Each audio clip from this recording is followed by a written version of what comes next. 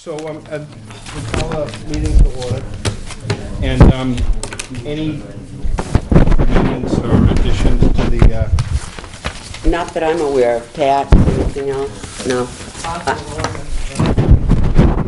Oh, all right, yeah, we're gonna add on the order, 46 Indian Wind. So I Okay. make a motion to it. can I just, Yes, sir. two things.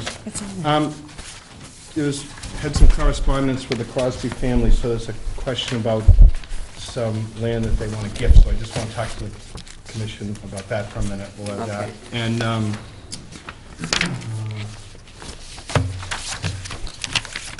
that's it. Okay, I make a motion to accept the agenda as written with those two amendments. Second. All in favor? Aye. So Pat, do we want to go through these informals and then the IDAs? I got a request to try to squeeze everything else in between that and the 7:30 hearing, so we'll do our best. So one thing on I don't know, we got a couple more games to go, I don't know what the big deal is. Thank goodness.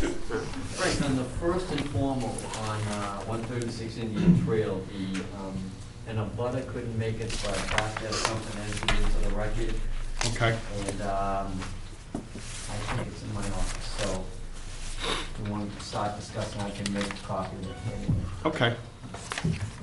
I've got a copy of it, Pat, if you want it. Oh, you have it? Yes, I do. Letter this Yes. week? Mm-hmm. Ah, great. Thank You can have it. Mr. Petroselli, Mr. Grady? Thank you. Rick Grady from Grady Consulting, Paul Petroselli, the property owner. Let's see, we are requesting a modification to a stormwater permit approval for this property at 136 Indian Trail. We discussed this matter with the commission over the summer. Mr. Petroselli had changed the grading in his backyard from what was previously approved in the stormwater permit by creating a steeper slope adjacent to the property line and creating a larger flat area immediately behind the house. We submitted revised plans to reflect the currently existing condition. We also submitted revised drainage calculations. Basically, what we would like to do out there, we've been monitoring the slope. I took another look at it just before this meeting. The slope is stable, it is holding up well. After the commission requested, we did install siltation fence along the full back property line to prevent anything from eroding on the abutting property, and nothing has passed the property line since that time. In the revised drainage calculations, we want to propose a crushed stone drainage trench at the top of the slope to prevent any surface runoff from that backyard from heading towards the Yay property to the rear of Mr. Petroselli's yard, and direct that backyard area towards the rain garden, which would be to the left behind his existing garage. By doing that, we're actually cutting down on the area that drains towards Mr. Ye's property. As a result, both the rate and the volume of runoff are further reduced heading towards the rear property line, just because we've reduced the amount of area that's contributing to that direction.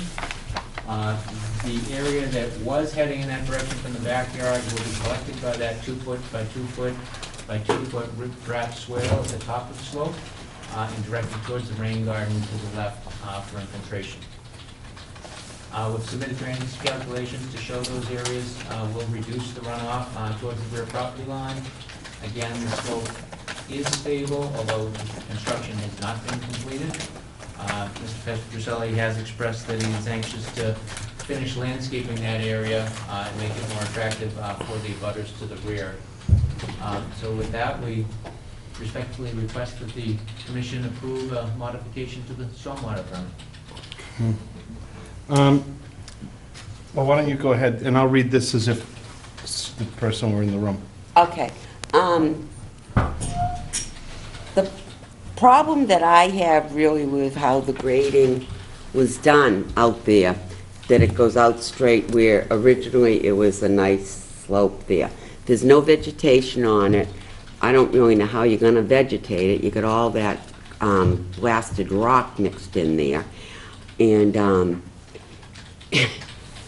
it just, you say it's stable. I don't know. I mean, it's just was pushed. And it hasn't been there, and I'm still very, very concerned for Mr. Ye down below. And there was vegetation there, some, and now it really, and I don't even, to be honest with you, know how you're gonna vegetate such a steep slope, and it's so mixed with the blasted rock is in there. I think the rock's actually gonna help hold all that together. That's really what's holding it together is the stone. Because there's so much stone in that base material, that's what's holding it together. If that was just the soil, it Yeah. wouldn't be able to hold up at that slope. But how are you gonna vegetate it with all that rock? Vegetation should be with the variety of ground covers. Ground covers would be the thing to do, and getting around the rocks and trap what little sediment is traveling through the rocks there. And there is no evidence of any sediment carryover beyond that toe slope, and there's very little evidence of any erosion between the rocks on the slope itself. Granted, it's only been probably 3-4 months. So what was the settlement that went down into Henry's yard? There's an area towards the center of the property where the grading hadn't been completed. There was supposed to be a berm there to prevent that from topping over. And it was an area probably of about 8 to 10 feet of a sediment carryover, probably at the most an inch deep. Any carryover is too much, but it was fairly minor. It wasn't a major outwash. And that has been stabilized with the silt fence, and that is an area that's proposed to come up a little bit higher with the berm. The rain garden is not completed. No. I've been out there and we've walked the site, and, There's quite a bit of work left to do. yeah. Bill, what do you? How long is the back property line? What is the, approximately, because how, Rick, do we want to just have that on an easel or something? There's an easel over in the corner behind the door. So what I'm wondering is how long is the trenching as compared to how long the property line runs along the back? The rear property line is about 163 feet along the full length Yep, here. okay. The rain garden's taking up approximately half of it, or about 80 feet here. Just throw it to him. Thank you very much. Oh, sure. Thank you. Thank you. For an easel there, Pat.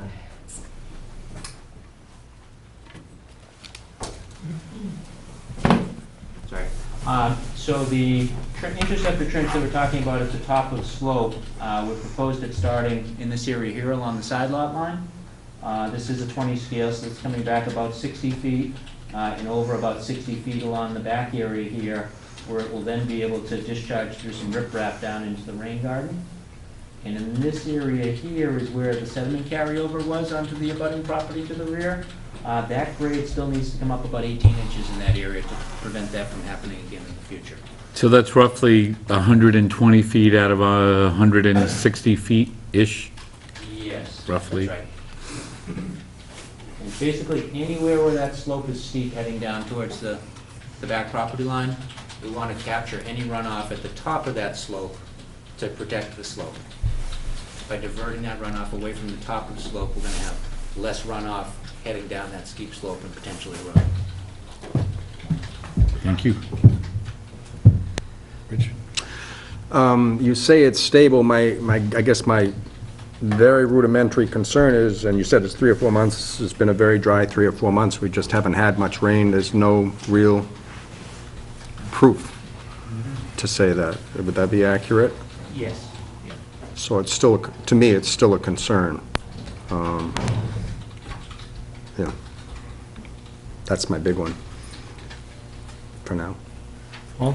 Did you do all new stormwater calculations based on this profile? We did, yes. Yeah, we did do those. They're submitted to the commission, and that's where we're finding that we're actually have slightly less runoff than was previously proposed, which was a reduction at that time, heading towards the rear lot line, both rate and volume.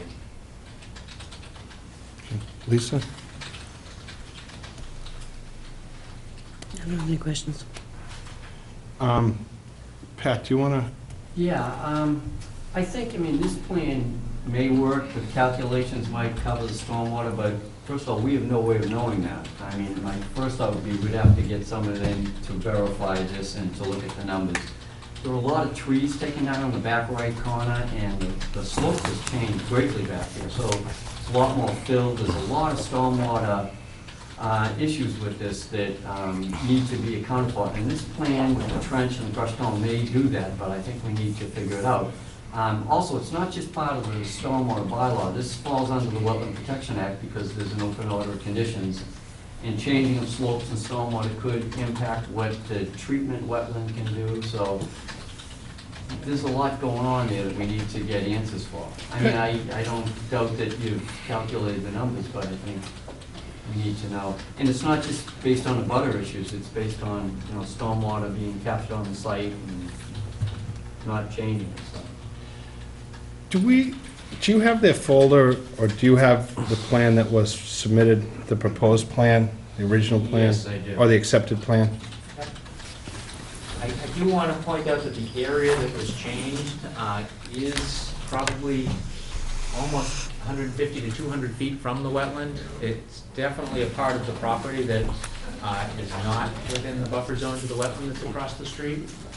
He's not proposing any changes to the work that was approved within the buffer zone.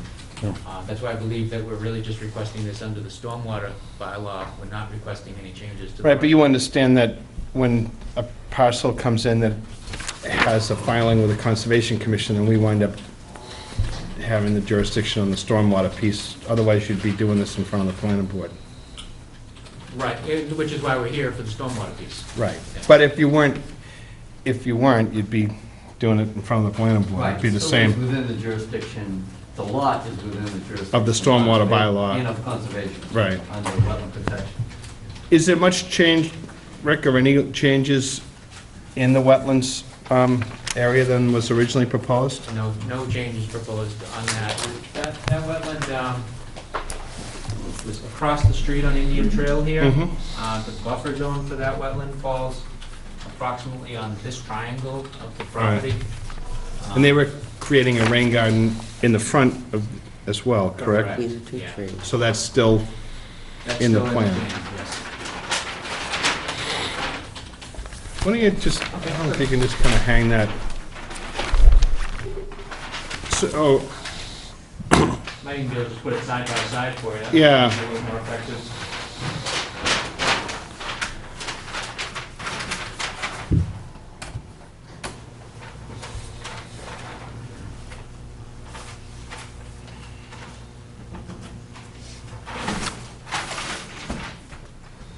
is there a change in the structure? The only change to the structure is that there's a bump out on this side of the property that proposed to be about 2 feet bigger than what was proposed here. Other than that, the structure is identical to what was approved before. But it looks like maybe is it the parking and the walks and stuff are somewhat different? He had proposed pervious pavers up to the front door in this area here. He wants to eliminate those pervious pavers, and that would just be landscaping up in that part now. The driveway, he would like to go a little bit wider on the front in here, eliminating the pervious pavers heading up to the front door, but still maintaining the same loop in this area here, and no changes to the garage entry.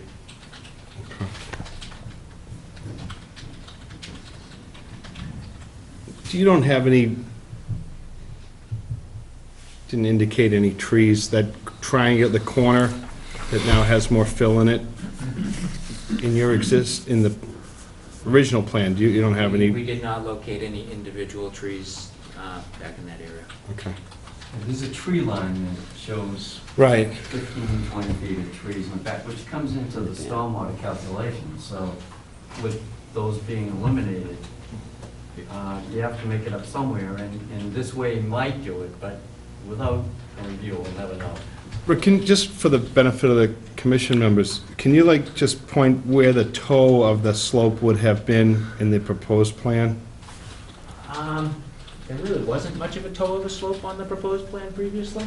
What we had proposed for grading there was about an elevation 41 back here, 38 contour this area here, Yeah. and then sloping down from here to 28 at the back property line. So he was gonna drop down 10 feet over this 35 feet or so in this Okay. area here. As constructed, it goes from approximately elevation 40 here to 28 here, over roughly 20 feet along the back property line. So the high point got raised like 2 feet? You went from, did you say from 38 to 40? Yeah. So it was raised about 2 feet, and then it filled in a much steeper slope at the property line. Correct. And we do know when we were getting some, which we did have some pretty bad rain in July and August, there was a good amount of sediment that ran out onto the abutter's property. Yeah, it looked like about a 10, maybe 10-foot strip, probably about 3 feet wide. Yeah. Maybe an inch deep or so at the Mhm. deepest part. Okay. So But I mean, that was in all fairness, it was, for as dry as it is now, it was an awful tough time in July and early August.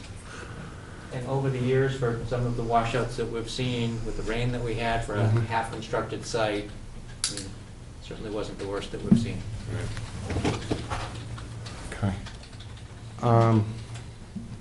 Anybody in the audience? I'm just going to read this, it's pretty short, from Mr. Ye, he's the abutter. Thank you for the opportunity to allow me to review the revision plans submitted by Grady Consulting representing Paul Petroselli at 136 Indian Trail. We feel, this is from Henry and Jan Ye, who are the butters directly behind Mr. Petroselli. We feel alarmed by the current state of events. The overall concern of the Ye family remains the same. As we have stated several times over, the stormwater runoff on our property is critical. The most recent revision plan of October 1, 2013, in comparison to the January 13th revision plan, indicates that they have added roughly 2,300 cubic yards. Do you have any thought on that? That sounds pretty high to me. 136 feet by 63 by 6 feet fill in the backyard. This estimate does not include an additional 4-inch to 6-inch topsoil he will be adding. With such a mammoth building structure, average 130 feet by 30 foot of roof line, major land deforestation, they have cleared just about all the trees on the property, and backyard filling of 40-foot height right on the edge of our property. I cannot comprehend how this will affect our property, especially in the long run.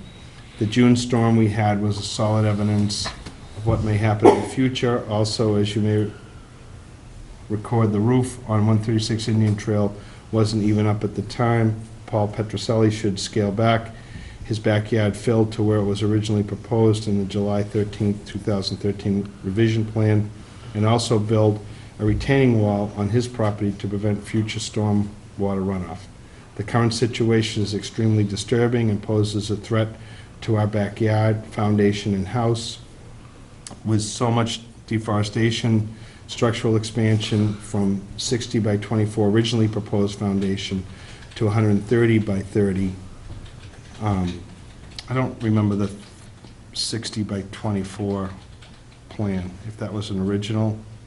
I think back when, before Mr. Petroselli bought the property, we were working with Lucione on that, and we had come up with kind of a generic box on that.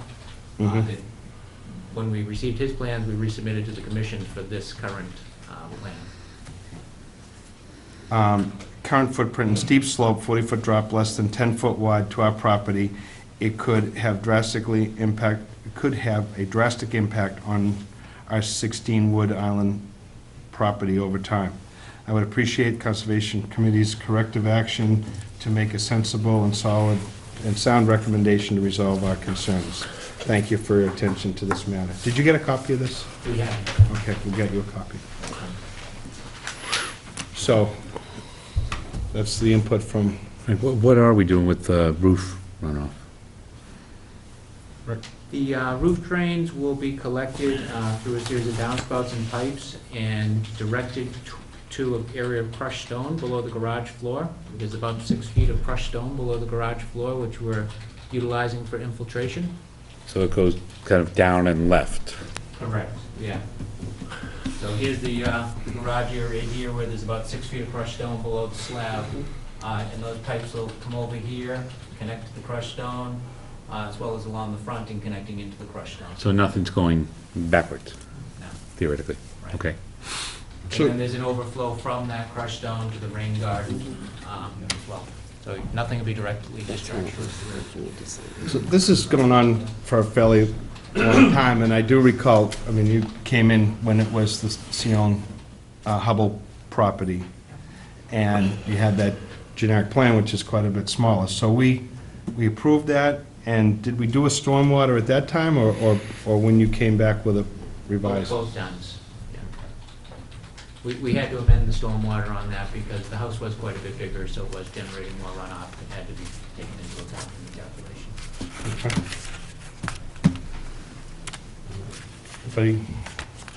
I think Pat's concerns are very valid, that there's no way that Pat or myself or someone else is gonna, you're an engineer and you can stamp it, but in all these cases, we would have someone review that to be sure that that is adequate. But maybe before you guys go through all that, I don't know if anybody's got any other input. You know, it's, I think the piece that got filled in, we would hope on some of these lots to have some wooded area remain. And I think that was part of approving this. And that corner was about the only piece that wasn't disturbed on this site, and now it's filled in.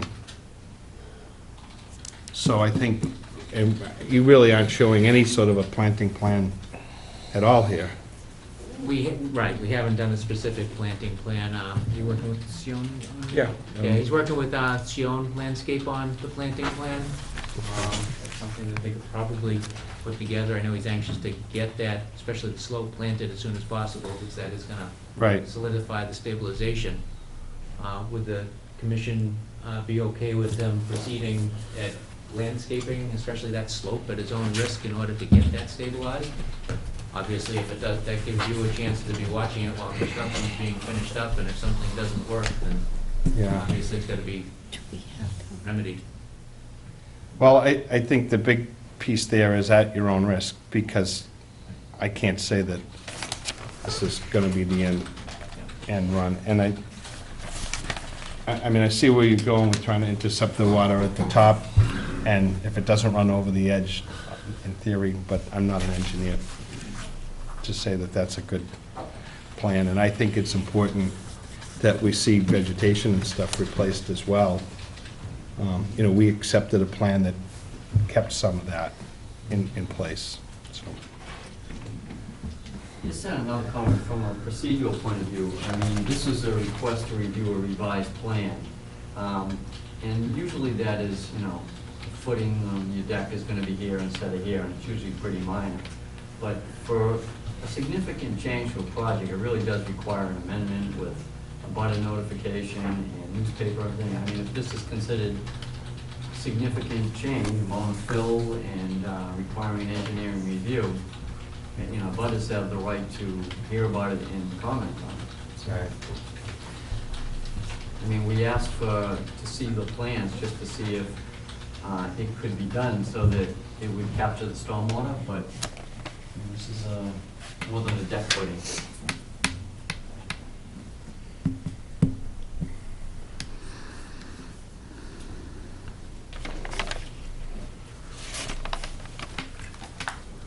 So your suggestion is that they actually file for an amendment to the orders. It is a little bit tricky, as he points out, it's not a wetlands issue, except that we did have you filed, or Mr. Sion did file. As well as Mr. Petroselli Right. filed for a new order of conditions as well. Right.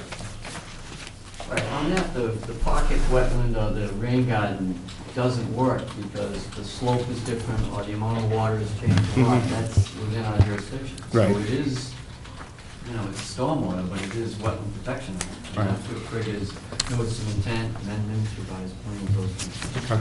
And I'm not trying to go beyond any stuff that we should take, but for anybody that comes in with a project like this, we really need an engineer to look at this. We can't decide. No, it's a substantial change, and it's just sort of steamrolled a little bit. Okay. Well, I think, at a minimum, we're gonna wind up with a review.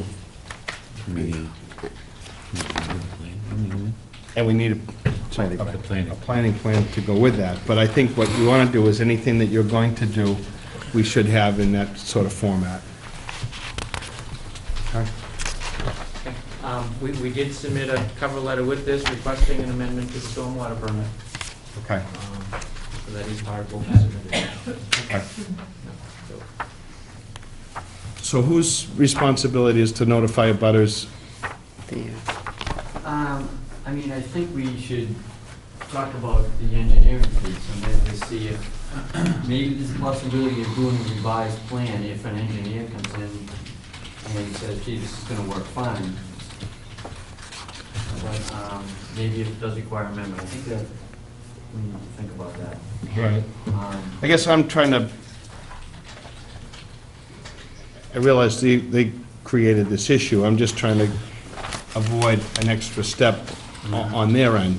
In other words, if an engineer reviews this, they submit a plan, we have that hearing, and then some revisions are made, then that engineer's gonna have to review that plan again. So I'm just wondering if maybe what ought to happen is they ought to file for the amendment Do that, yeah. and bring in, along with this plan, a planting plan. If we get to that point where it's all accepted, then we get an engineer to review it. Is that? Yeah, I'll bring an engineer in as part of the amendment review. Yeah, it's just, like I say, if at that meeting they make some changes, then it means that it's gotta get revised, and then it's gotta be reviewed again. But- I do have one quick question. The last time the stormwater plan was revised, were there any trees cut after that? After the stormwater permit was revised, yes. How many? I don't know how many, it's the back corner. We had proposed a tree line approximately here on the plan, and he ended up cutting it right to the property line. I don't have a count as far as how many trees. Do you have any idea, Mr. Petroselli? There was a lot of brush back there in that corner. I can't remember how many trees there were. I know one thing, it was so ledge, and a lot of those trees were dying. You couldn't save any, because they were all, it's all ledge back there, Right. you know, and they were hard to keep anything. I didn't want to take down any of the trees, but they were gonna die and fall on the house. They were in terrible shape. They had tumors throughout the whole thing. I had arborists over there and trying to save them. Sure. It's all ledge back there. You can go across the street and take a look at the healthy trees. It's tough to find one, you know. It is one of the things to just remember when you are on a site that's all ledge. We had a hearing on a similar property on Border Street. And, you know, there's already a lot of runoff because there's no absorption on the site to start with. So, I mean, I remember walking on that piece of property before this started, and the piece going towards Mr. Ye's house did have quite a bit of ledge already. So there was already a fair amount of water running off towards that property. You know, there was not much absorption, except more at the base that they left. So with that gone, now what they're saying is they want to catch it, most of it at the top. But I think Pat's thought that we really should have this in a format, in a substantial change like that, with about a notification. I mean, Does the stormwater bylaw require about a notification? you still have a notice, and you're changing the plan. He's not making any changes within the buffer zone. I'm afraid he might have a little problem. Well, let's figure it out.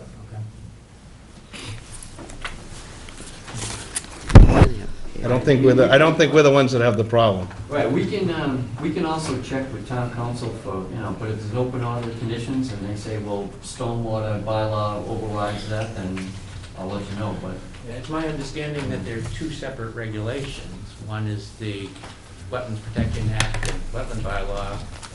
The other is the Stormwater Bylaw. I think they're regulation, they're two separate regulations and two separate permits. Right, if you're gonna be getting a certificate of compliance, so that's gonna say that the plan was carried out and the house is built according to the plan under, what you submitted to the DEP and the wetland protection, so. Which I think the certification on that states that the work done within the Conservation Commission's jurisdiction, which in this case is the buffer zone, was done in substantial compliance with the approved plans.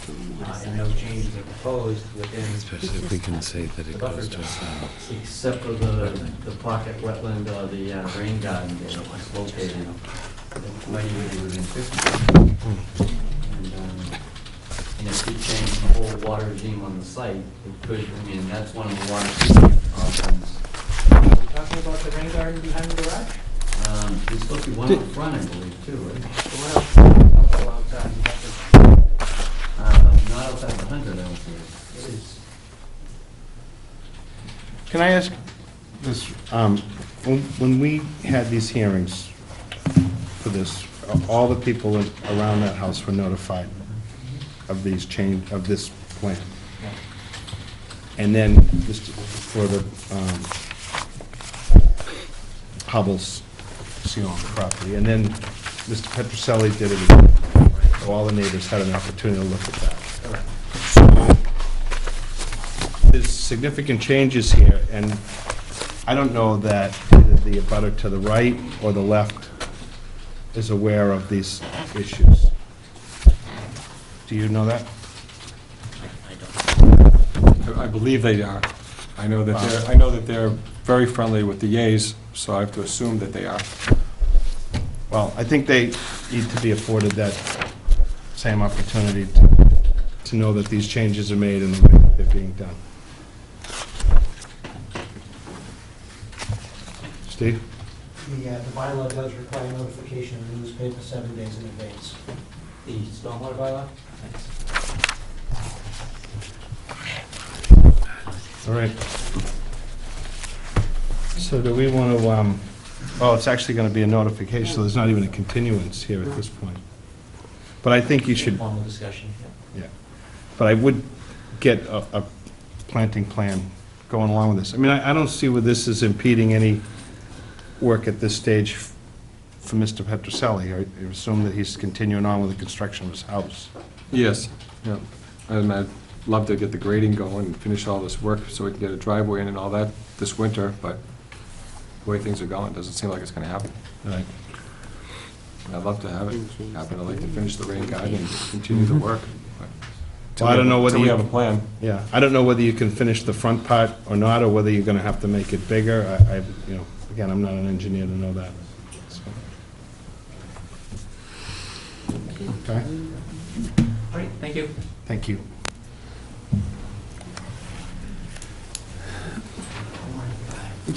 Is that, What happens to that? Water runoff does go towards a wetland tree stand, has become in our jurisdiction. but it is enough. Yeah, There, one right, way or yeah, the other. right, Oh, yeah. right. And we Do you wanna, didn't create the Rick, do you want a problem. copy of That's this?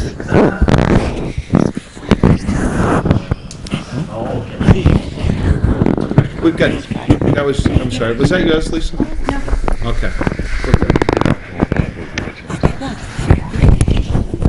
Scituate Harbor Yacht Club, 84 Jericho Road. Please, yes. Thank you.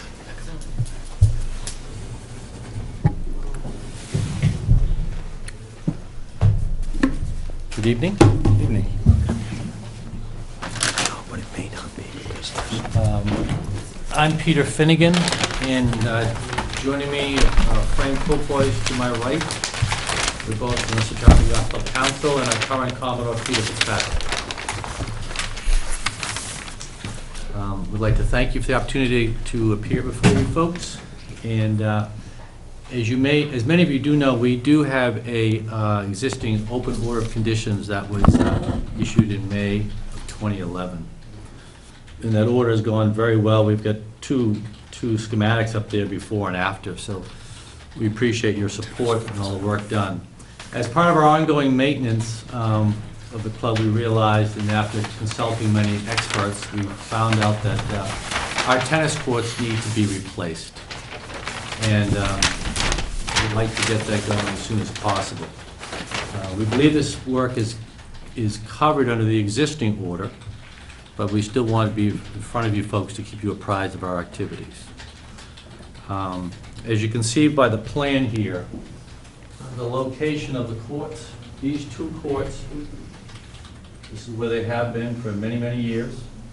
The work is going to be contained just to that site. You can see the open order covered all of this area, but a lot of work was already done, which I think you folks already know. And so this is no further to the water. Access for the workers to remove and replace the courts will be through this main parking lot. This existing fence will have to come down. We've been in discussions with the building inspector as well about this. So all the work will be contained to the existing site, no larger, no smaller. What we'd like to do is, it's been advised that we remove what's there now, put a base coat this fall, and then return in the spring and put a finish coat. And I also have photographs. I think you all are pretty familiar with the site, but if you want to just quickly look through it. A couple seconds.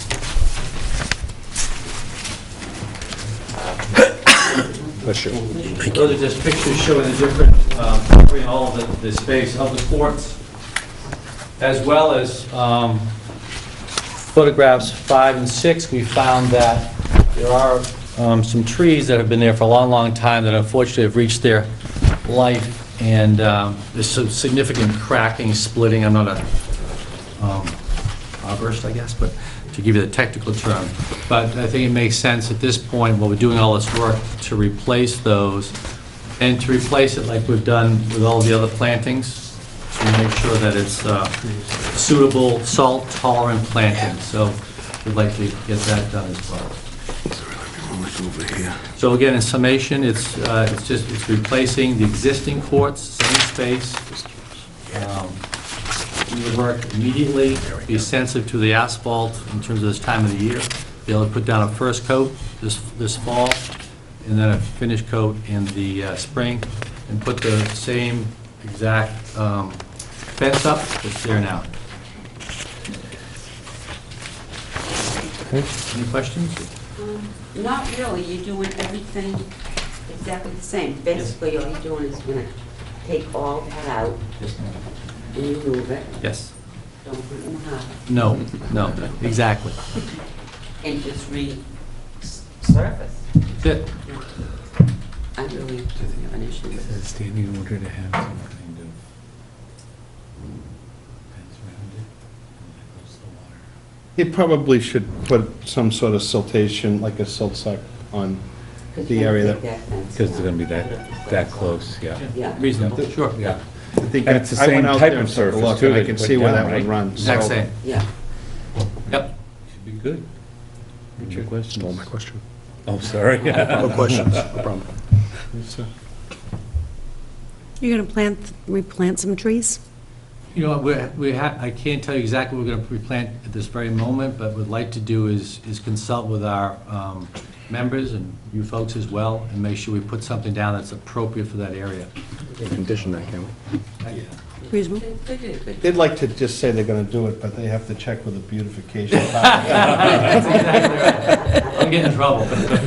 We don't want you to get in trouble. He may be the commoner, but he doesn't have any jurisdiction over it. Pat? Well, it seems reasonable. To revise an order of conditions, this is a same footprint, and it's not getting any closer, you're not changing elevations, you're not adding fill, so it would qualify, to revise the order of conditions. Do you have any idea of the distance from the court to the resource area of the beach? I know it's further than the work that's already been allowed, but it's in a flood zone, and it's up in the A zone at this point, I think. 80.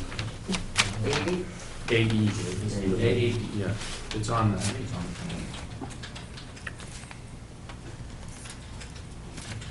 I don't know, I don't think we know exactly I how think- far away it is, but it's not changing, I know that, and it is further away from the other work that we did under the order. Yeah, and the trees were in tough shape, those 4 trees. Pat, I'm scaling around maybe 70 feet, something, 60 to, 50, less than 100. yeah, there's a whole structure between that. And then there's a seawall, but that structure and some landscaping or decking and stuff like that. I think, the way it looked to me, like that water would sort of run under, the existing structures. And when they did this, if I remember, we requested that they put a pretty substantial amount of crushed stone under all the buildings. With the exception of one, I think all of them are on cement piers, so that water could flow back and forth and drain. It was a concern of the commission's how much impervious area was there, but we worked with the club, and they agreed to put the buildings basically on piers rather than foundations, and then, so that water would get absorbed by that stone. So if the work was starting soon, we're getting into storm season, there'd have to be some good erosion controls in place, and we don't want everything washing back out into the harbor. Everything you excavate, and maybe even. If they really hustle, though, dig it out and pave it, it'll be just like it is right now. Right, it'll be quick. A lot of times we'll have requirements how long a pile of excavated materials can stay in place. I mean, it may make sense to get this out the day it gets, Yeah. take it out each day as you're removing it, and then make sure there's a good erosion control. My guess is that and we could say if there's a stockpile of much, that they could cover it if need be, or put some siltation around it. But my guess is that they're only gonna destroy their own parking lot if they pile it up. More than likely, they just get trucked out, and we could say that, just truck it out of there and bring in what you need. It's more of a, remove the asphalt, regrade, and then pave it. I think that was the trees, they're concerned, because back when we had the hearing, that was another piece that was raised, was keeping as many trees as possible. But, I looked at the trees as well, and they're pretty well shone away. And they did a good job, what they did by the street, replanting all those trees, I thought you didn't like the color. No, I just love it. Thank you. You're welcome. Anybody in the audience? Recommendations? I mean, I think if there's some erosion controls and some plantings, Those are the two. That's it. I think what would be a good idea is just who's ever doing the work, the company that's doing the work, maybe similar, we usually have, like a quick site conference, if Pat were able to just be there with who's ever doing that and say, here's where the silt sock is gonna go, or whatever. Would that make sense? yeah, and don't do it in February. No, we want to get going for obvious reasons right away, Right. so. Tomorrow. Mr. Bjorklund? You might want to be cautious if you're using silt sock or the hay bales, because if a storm does come, Yeah. that's what's going to They're go in the washed. highway. And what they're digging out is level with the parking lot. You can't really stake that in. It's in a paved area. But what happens, though, if you look at where this is paved, I believe that the court's pitched just a little bit so that that water from the courts runs underneath these buildings. So if they were to put some siltation right at that edge, So you can stake that in. Yeah. The silt sock staked in. Yeah, every- well, I like to do a sock that there's no staking, just do the sausage. There is a That'll little, roll into the harbor. If the storm, that's what I'm saying, you don't want What's to fill the that? harbor. well, it would have the to, buildings will make. The building- But if there's rainfall and there's no storm, it's Right. gonna run off, yeah. yeah, I think they're gonna be out of there. Yeah, this company has been in business for a long, long time. They've done this, and they want to get in and get out, too. This is going to be a long thing. Right. Okay. Sounds good. Yep. Great. Good, thank Okay, you. thank you very much. Thank you very Best of much. luck. Thanks. Good luck with your planning. Yeah. Pick some nice trees.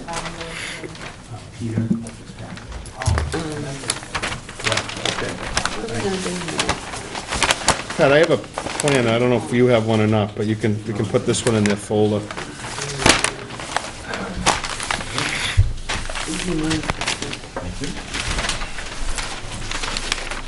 Kamen, 31 Candlewood Drive, restoration.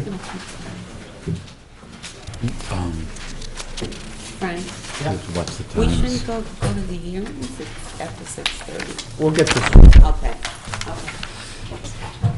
Mr. Kamen? Yes. Maybe Pat wants to lead on this one. Well, yeah, this has been going on for a while, and the person that's been working with Mr. Kamen on a wetland replication has been out there recently, and we thought if there's a way we can finish up with the orders of conditions, been going on quite a while. So I've handed you some stuff to read because it's gone back and forth, and it looks like there's been kind of contradictory instructions from Mr. Kamen, and there's been plantings in the wetland, but the buffer zone, and where the pear trees for the agricultural project, it's all kind of blended together. So we're trying to find out where we need to establish a do not touch beyond this point line and what we need to help plant it. And there's 3 different letters there, and the most recent one, Paul Shea talked about the wetland has grown back, but a lot of the trees that were proposed for the wetland have died off. So there's wetland grasses, but there were several trees that died, and according to the order conditions, they're supposed to be maintained. And there's another statement in there that says that this should be followed for 5 years to make sure that everything takes and that there's no more incursion into the wetlands. So we were out there, a few of us were out there looking, we're trying to figure out where the buffer is and where the agriculture area is. And it's not easy to tell from the plans. There's 2 different plans that the wetland person has looked at over time. We're talking to Penny, and it's hard to tell if either of them were approved. Well, it has gone on for quite some time, so it gets a little convoluted. We actually never got a final planting plan. We sent the last one back because he just wanted to plant the 25-foot buffer and plant his own stuff in the 25 to 50. And we, as a commission, I have all the minutes said absolutely not. We want a 50-foot buffer around that. And we never got a final plan because then there was a problem with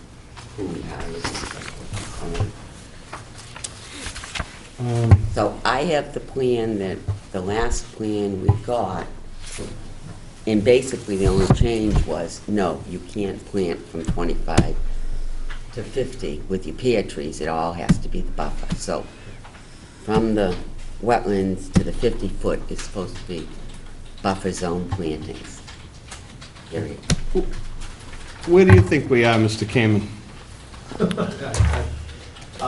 I had reviewed Is that the new with plan? Paul Shea over the past 2 years, and I was doing everything that he had asked me to do the previous summer to get the grades together and do the seeding of the wetlands. I met with him then last fall, and I think he documented that he was signed off and fine with that.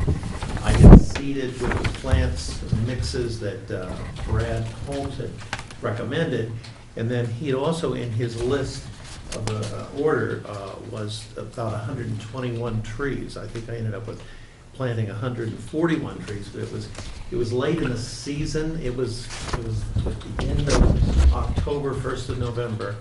By the time then when I started to order them, I was at Bare Root Materials. They were telling me that they would not dig them, like in Michigan until they had the frost and that sort of thing and send them out.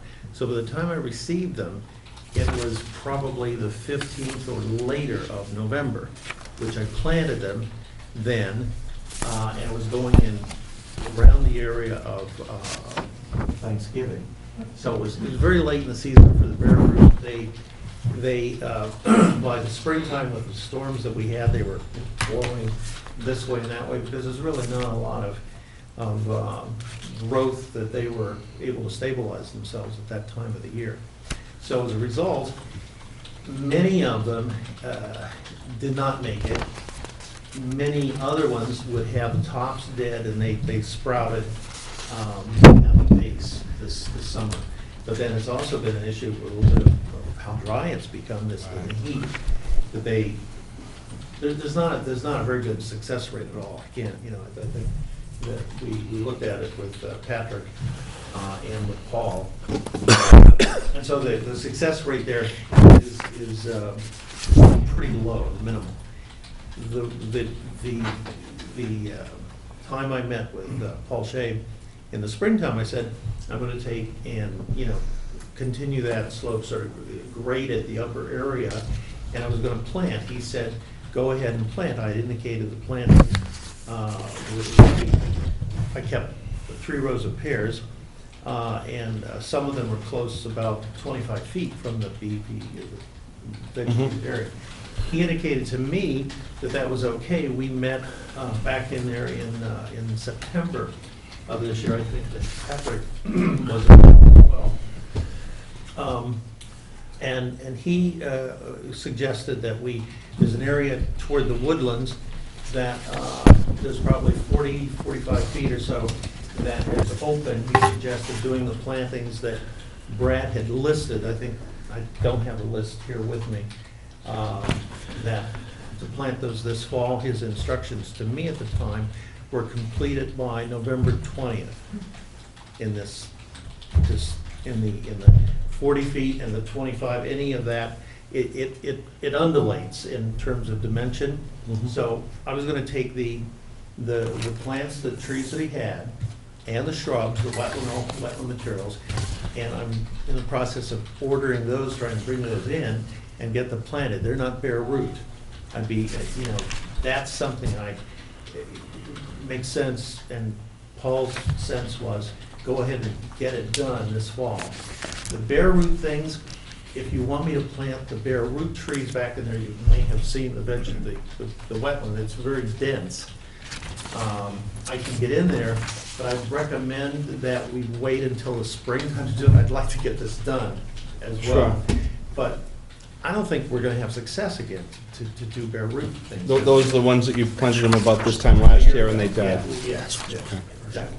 Could I just ask you a question? Yes. Why didn't you replant them in the spring when you knew they didn't take? Paul was there with me in May, and he said, let's see what they look Oh, like all right. in the summer. Okay, I understand. You know. Okay. Yeah, and now you know for sure that they're not gonna. Well, I'd say maybe 25–30% are there, but that's about it. Yeah, no. There's not many. I don't get a chance to see it. No, There were- no. American sycamore were, dead, and then I've got this much growth coming down at the base, so they'll be fine, they'll make it. But that was one that was at the edge of the woodland, of the meadow. Frankly, the meadow, or the plantings, the grasses and everything, the cattails, are so thick in there that they're struggling, the new trees would be struggling for sunshine and try to make it, replantings.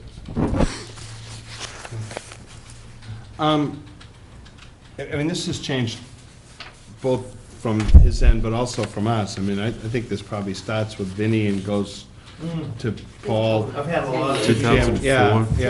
No.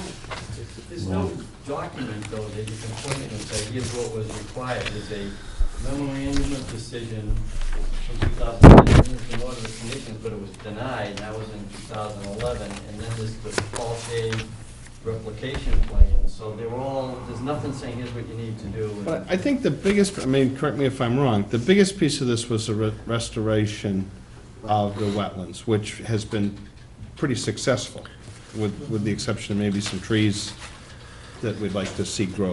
We've accomplished most of that. There's a little bit of a gray area as to how much planting should be in the buffer zone. Oh, where the buffer zone is, you have the two plans up Right. there. We have and all over. a new Did- buffer. When you met out there, I couldn't be there. Did Paul meet with you? He did, he met with me one time out there, and he was saying that, yeah, the buffer needs to be replanted, look at the plan, but there's two different plans, so, I don't know if there was a vote taken on this, or what is, Penny was saying that there may not have been a vote on an approved plan, it was just a denial of a plan. Yeah, because we never got a Well- final plan, except the ones that show the 25-foot and then the 25 to 50. All right? We never got the plan that we asked for. So it was kind of like you working off the plan that we rejected, but forget about planting pear trees in the 25 to 50, that all had to be buffer zone plants. So basically what has to be done, what I think is that, I wasn't there that day, but to measure from the wetlands, come out 50 feet and start marking that, because it has to be permanently marked, so there's no more confusion of where you are and aren't supposed to go. I think the only way you can do it is start at the property line, Yeah. the fence, and then measure off there and see if we can get one of these plans to make sense. When we visited for the site, we had looked at the plan that was obsolete, and I believe in talking with us, you had said you were going to get us a revised plan that would be current and would reflect. Did you talk to your guy? No, I did not. I don't believe I said that. I think what I pointed out that the plan that I have, which is the only plan that I've ever had to work from, is dated June 21st, 2010, and then it was revised September 22nd, 2010. Now, Patrick, you say you have another plan I've never Yeah, seen? the one on the Another left, plan? no, right in front of you, it's a smaller plan, has a date What's of the date on that? 2011. What year did you say? 2010? This is. Yeah, this is February 22nd, 2011. That's the one, that was the last one we received. That's the one that I have. And I've never received that. No one has Well, ever given. you hired Brad Holmes. No, he Brad did it. Holmes hasn't been on board for frankly, 2 years. Who's Environmental Consulting and Restoration LLC? That's Brad Holmes. Well, that would make sense. That's who He's it saying is. Yeah, but he's Yeah. saying he hasn't been on for about 2 years, so this. Oh, I understand that. See, that's what happened. Brad filed this, we denied it, and then Mr. Kamen never got somebody else to do what we asked. But the plan that he has now doesn't reflect what's there. But that's 2010. This is 2011. And basically, all we were asking is that, no, you cannot plant here. You know, because he had a 25-foot buffer, and then he was going to plant in 25 to 50.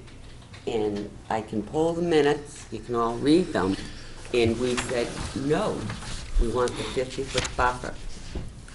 But then we never got another plan. So basically, What's the, may I? this is February 22nd, 2011. This is the last plan we received. And I've never seen it. No Well- one's ever given it to me. Is it possible I can see a copy of it? Sure. Yeah. I'll make one. Absolutely. Yeah. Okay? So, Pat, do you think that there's still plantings, is past this, there's just so many letters and, Oh, I hear you, there is. It's confusing.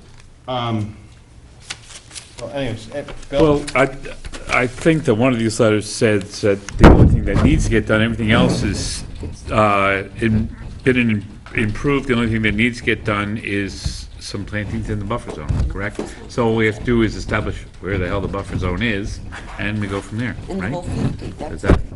And then we're good. He's good. I'm sorry? And then you'd be good if you got that whole 50-foot planted. We Oh. just have to mark it off Can because I ask about the rows of pears that I brought in?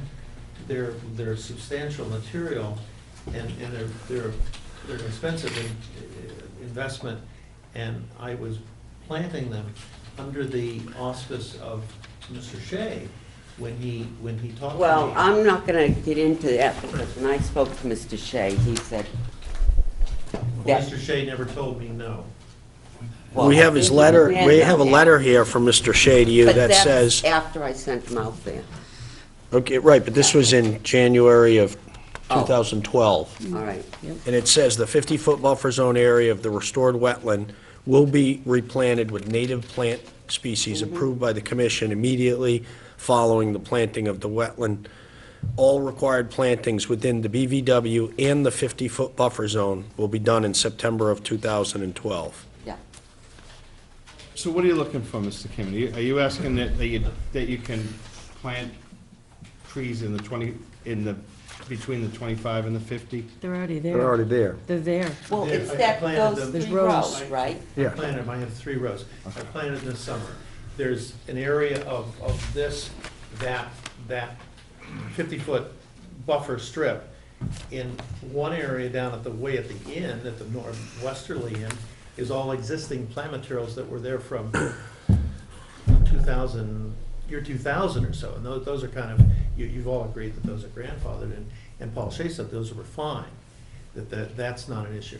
As you come around closer to where the property line, and it goes up, climbs up 6 feet or so, that's the area where I had to have the 3 rows. In that area, there's a strip there that is around, it varies, 25 feet, and then toward the woodlands, it's 45 feet. It varies widely, and Paul's suggestion when he was there in September with Patrick was, why don't you fill in this area of the 45 and the other plantings? He didn't say anything to me at the time or to when you were there about removing the trees. I would really, submit that I'd really like to try to keep the trees there if I could. Okay. Richard? It's up to I saw the trees, I was out there as well, and it would be a shame to take them out, but I would think there ought to be some way to mitigate that, Right. that he's put it in. I guess that's, if you just picked like a Macintosh apple instead of an Asian. Well, the thing. It's hard to figure that that's a native. That's the thing that you should be happy about, because when I thought of 12 years ago of planting apples, apples require spraying. I only have to put a dormant oil on these in March. There's no spraying, otherwise they might move into the wetlands. So I don't have to spray this particular tree. That's the beauty, why I didn't do apples. Right. But all the mulch around those trees No are gonna questions. wash into the wetland. Beg pardon? All the mulch that you've got around those trees will wash into the wetlands. And it, Really, the wood chips? and that's gonna change the pH of the wetlands. Well, I can take I have a big pile of wood chips, I can remove those and move those out, but I've never seen wood chips actually float down the slope, but I'm not gonna, differ with you on that. Is there anybody in the audience? Yes, ma'am. Oh, I'm just his wife. Not just. Well, We're looking for something in writing that says that, yes, you're allowed to keep the pairs, and yes, you need a buffer. I don't know if there's something like in the minutes, even the old. No, because There those, was, can't we just do it now? I'm sorry. when we got the call that he was planting, you and I went out there. Then I talked to Paul Shea, you talked to Paul Shea, you and Paul Shea went out. My understanding from Paul was that he had asked that Mr. Kamen do some more substantial planning over here and let him keep just that strip of the 3. But Paul Shea said it's up to the commission whether we allow him to keep it or not. It's our discretion. And like you said, we need mitigation. Paul thought the planting beyond there of the wetlands plants would be a good mitigation because it's outside what he had to actually do. But that's up to the board, or you want him to take them out. There's also language in the other document that says, establish a 50-foot buffer and nothing goes in. Yeah, So, no, I hear you. He was just saying that instead of making them take them out, we could, switch off there, but it's up to the board. Could I Sure. read something that, it's a memo from Brad dated Tuesday, January 10th, 2012. And in that, he says, regarding the 50-foot buffer zone revegetation, the last I remember on this issue was that we submitted information to the Concom documenting lawn and landscaping within the 50-foot buffer prior to the regulations. So this area should be grandfathered.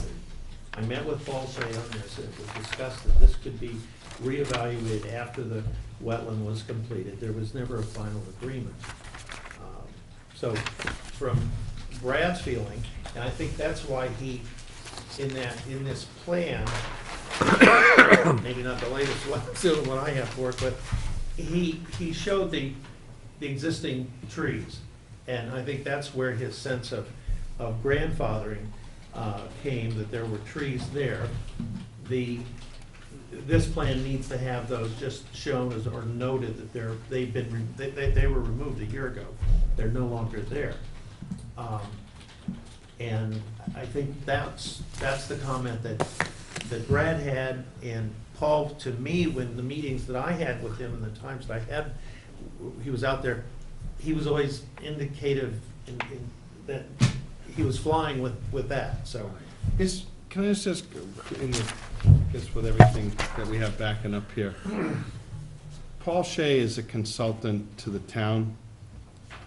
Is that, I don't know who he was working for on this. Carol? Do you He know? was. So you must have put some money in escrow. We know if that's been expended? Pretty well gone. Is there enough of an opportunity to get Paul to take a quick look at this, or are we beating a dead horse with that? Yeah, I think he feels he's done with it. Okay.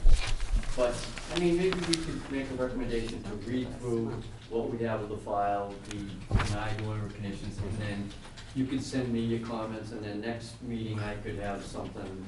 I mean, it's been a long time since I went out there. I realize some of you have taken the time to go out, and I don't mean to put that, I'd just like to almost take a quick look and see, and if we can somewhere meet in the middle with some of this concerns with Lisa has with mulch or runoff, I'd like to take a look at that.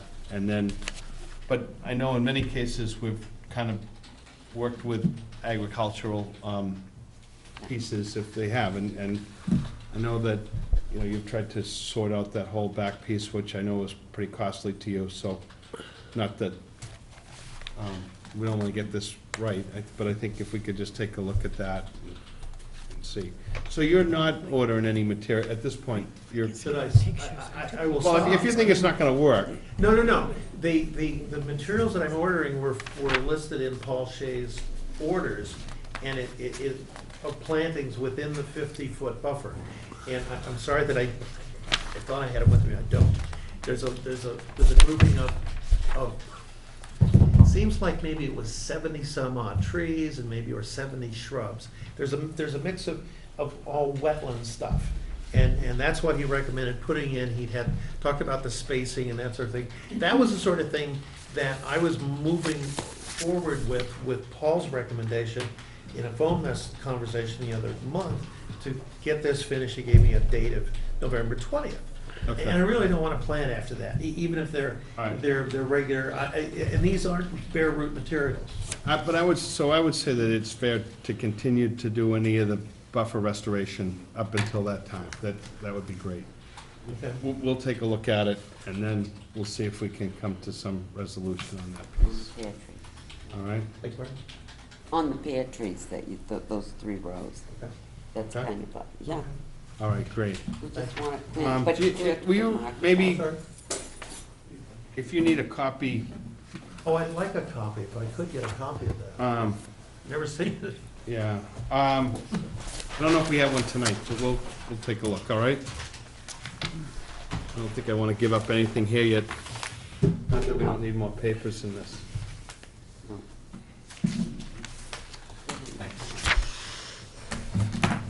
All right, so we'll be in touch next couple of weeks, and Should I proceed then, Yep. planting those? Continue to Keep going. plant out Okay. the buffer area. yes. Okay, Okay, thank you. right? Not with pear trees, Just no right? pear. You're not, Right. No pear trees. No pear trees. No, okay with that, Lisa? no more As pear long trees. as there's no more pear trees. No more pear trees. Okay. Thank you. Carnes, 10 Foxvine Lane, 16 by 16 shed.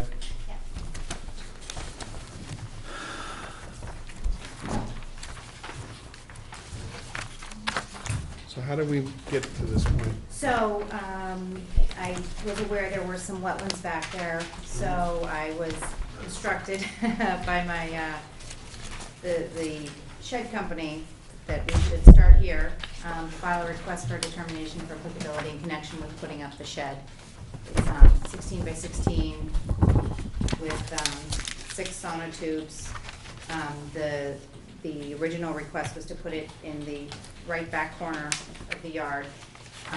The original plan that I had showed that the 50-foot buffer was behind where I intended to, but I had it reflagged. We just got a report, From Mr. Hewitson. Mr. Hewitson, and some of the wetlands trees were, they're very much closer than at least the plan that I had indicated. So I think Pat came out and suggested maybe if we didn't put the shed where we originally intended, but closer to the house, closer to the front yard and away from that line, that it might work.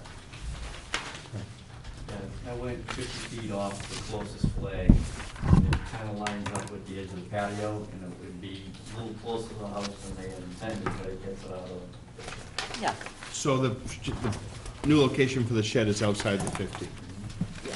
Yeah, it's just a little bit closer to the house. Okay. Here, Right.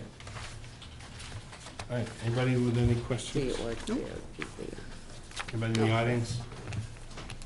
We're good. Motion? I make a motion for a negative finding. Second? That's good. All in favor? Aye. Great. Thank you very Thank much. you. Thank you. Best Thank of you.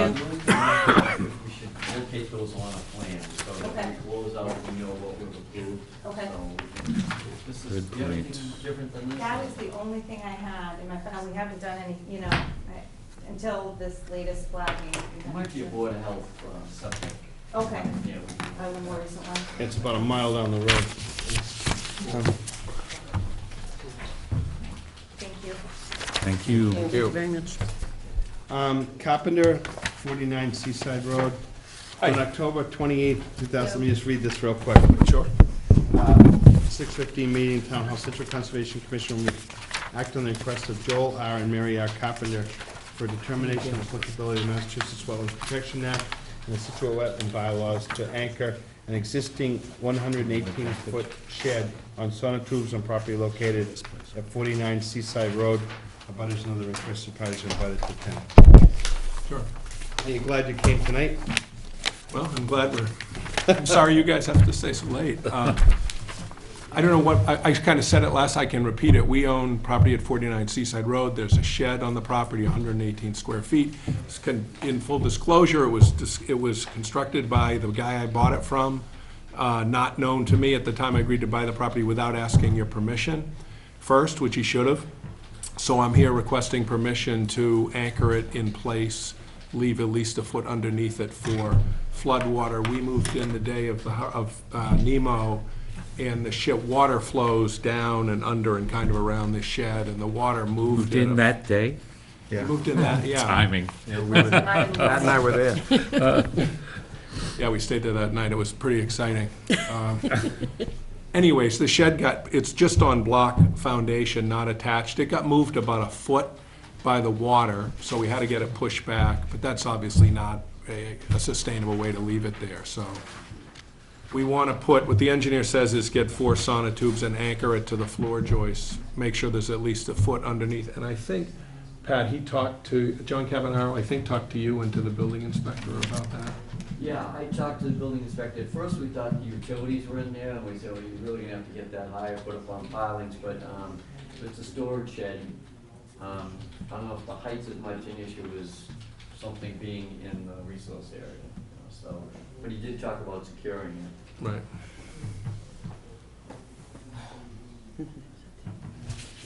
I know you hate the subject because of the treatment of my predecessor, and I can't Well, excuse it. It's just, in order, the premise was, she came in, she wanted her CSC. He said, you can't have it, that shed was not part of the original, you shouldn't have put it there. And she promised us that if we give it a CSC, you were aware and you were removing it. It's never been removed, it was never supposed to be on that property, it was never approved. So I go back to that, I have an issue that, you know, a CSC was kind of falsely given because the shed was never removed. And we would not have permitted the shed. There's enforcement on it to Yeah. remove it. Yeah. It was official. So, I don't know how the rest of the board feels of putting it up. I mean, it can still get washed away. One of the other things with this too is, we have a 50-foot buffer to, any kind of wetland, boarding ditch there, and this is what keeps. Move it and anchor it? Freshwater wetland that is back right, yes, back right of your property there. So, I mean, we do try to keep things 50 feet away from wetlands. I mean, the rest of it is, you know, land subject to coastal flooding, but there's also another wetland. Bill?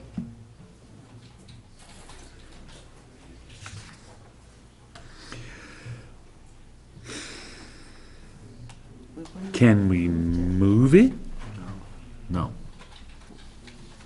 That was the thought I had, I mean, that would Is that hard? take care of one of the issues. There's kind of no place to put it. Oh, It's yeah, a pretty small okay. piece of property. Okay. Bill, we never would. It's a big driveway though, big gravel drive. That's why they were told to get it out of there. Yeah. I mean, that's what happened if we remember, there was a shed on Cedar Street that started to get constructed in the wetlands, and we asked them to put it on the area that was already disturbed. Yeah. So it'd be down in there. It still wasn't ideal, but at least it wasn't.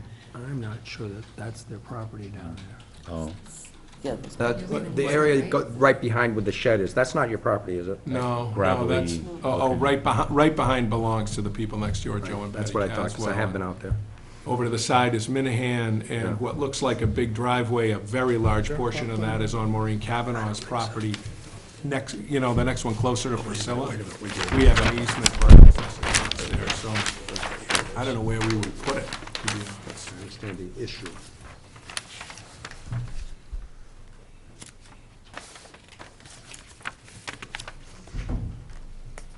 Well, No questions. Lisa? No questions.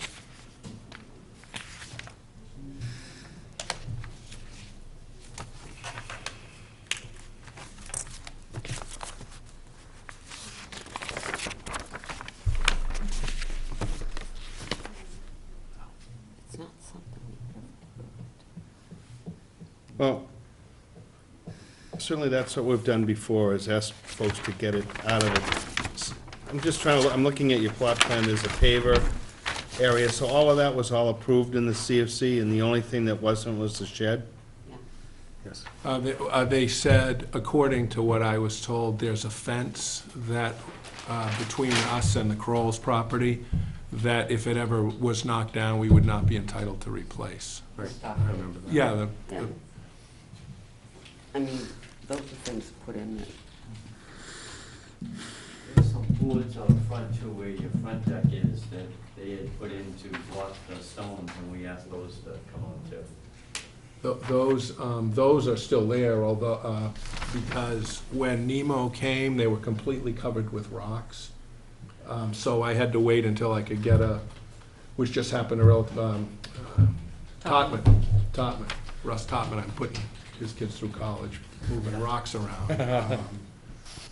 But so those boards are still there, but I'm aware they need to be removed. I don't know where they can move it. I don't know where they can move it to. Dealing with someone else's property, and and getting it up high enough so water passes under it, and then being closer to a wetland than we usually allow things. So we have two things we're really looking at. So We we know can you elevate inherited it. it, so I mean, I think. So we could elevate it, and we could anchor it, right? To You solve, could elevate and you could anchor, but it's still in the, right, Still that where doesn't it change, yeah, where it's where it at. is. Right. Do you think that the Phragmites line, Pat, is the wetlands line? Yeah, it looks like a small isolated, it used to all be connected back there, where they used to have a channel going all. But all the around. beach stones have all rolled over that whole area. Filling and putting in whatever.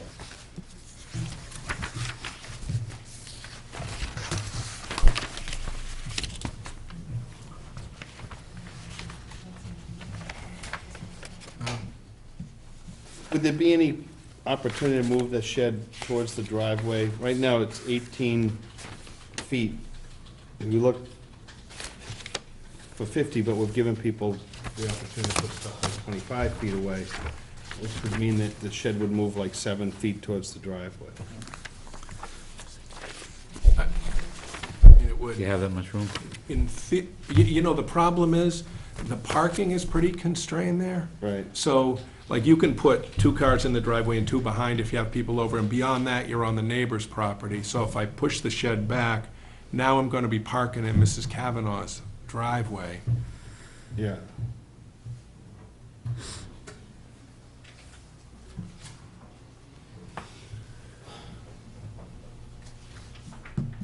I don't have a good suggestion.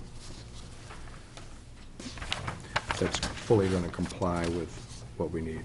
I don't have a good one. Yeah, but I want to be consistent with things that have done before.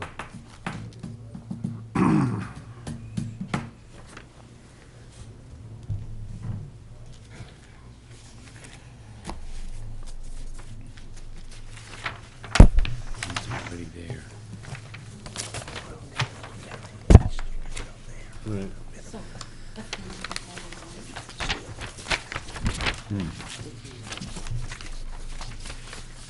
Trying to get stuff off, away from the ocean. And I guess the sticking point is, for us, is that we, basically, when we did the CFC, we were told, and I realize you inherited it, and The thing that's tough is, first of all, I'm the sucker here. I didn't know this was a problem. Number 2, you can count a half a dozen sheds from my porch. And it feels, and there's no place to store anything in this house. I inherited this problem. I'm not the guy who didn't come down here and ask for permission. I don't know what all the interests are, but certainly anchoring it to the ground and keeping it from moving Right. feels like, I mean, it just, I don't know. yeah, no, I You know how we're feeling about this. It's,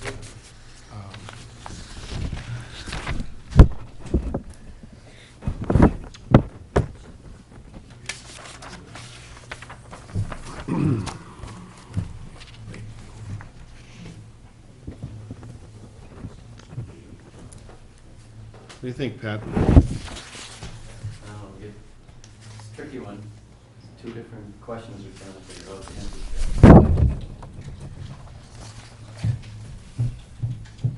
to. And the Phragmites are all off your property, right? as far as I know, they are, yeah. I mean, meaning I'm not exactly sure where the, Well, it looks most like, of them are in Jerome's yard, or maybe a little bit in Caswell's, I guess. that's what it looks like. It's a pretty tiny band of them back there right now. It's very, I don't know how big they once were, but, you know, the rocks come in all the way up there. Right. Maybe just some mitigation regarding the Phragmites. Yeah, it's just off their property, but if you could work that So out. whoever owns it wants to get rid of it too, you know. I mean, that's one of the things that we look for, is some mitigation, and mitigation could be in the form of eradicating an invasive species. The Phragmites are one of them. So we look for people to find ways to knock those down and eliminate them. In this case, you'd have to work with your neighbors to do that, because they're not on your property. I think they'd pin a medal on me if I did that. I don't think anybody, well, of course, there's so many of them over on the other side of Alden also. Right. Well, we're not looking for you to right the world. No, Just clean Scituate yeah, up. oh, okay, that's easy. One day at a time. All right. What, if I were to go talk to Jerome, Minahan, and the Caswells about mitigating Phragmites, what would I be proposing to replace them with? Basically, just kill them and let whatever, Or you could do some kind of, beach rose or something, rose rugosa or something like that. planting something that would still stabilize the You're gonna ground. get waves going over that area every winter. There's only a few things that would grow in place of them, but Well, they've talked about doing that, actually. They would like to do that. At our expense even more so, I would imagine. sure. I'm just trying to figure out how we can issue something without some, you know, it'd be good, and I hate to drag you around and around, but if we continued this, if you got a letter from your neighbors saying that you guys were in this to eliminate those things, we're gonna do some replanting, maybe give us a quick sketch on the plan that you have here, or a letter to that effect. I'd be willing to work with that. Does anybody else? I think it's a good idea. Okay. Get rid of some of the frags and see if we can plant some material that would work. Okay? Have Kevin Hour do it according to the plan that he's submitted, so that it is secured. Okay.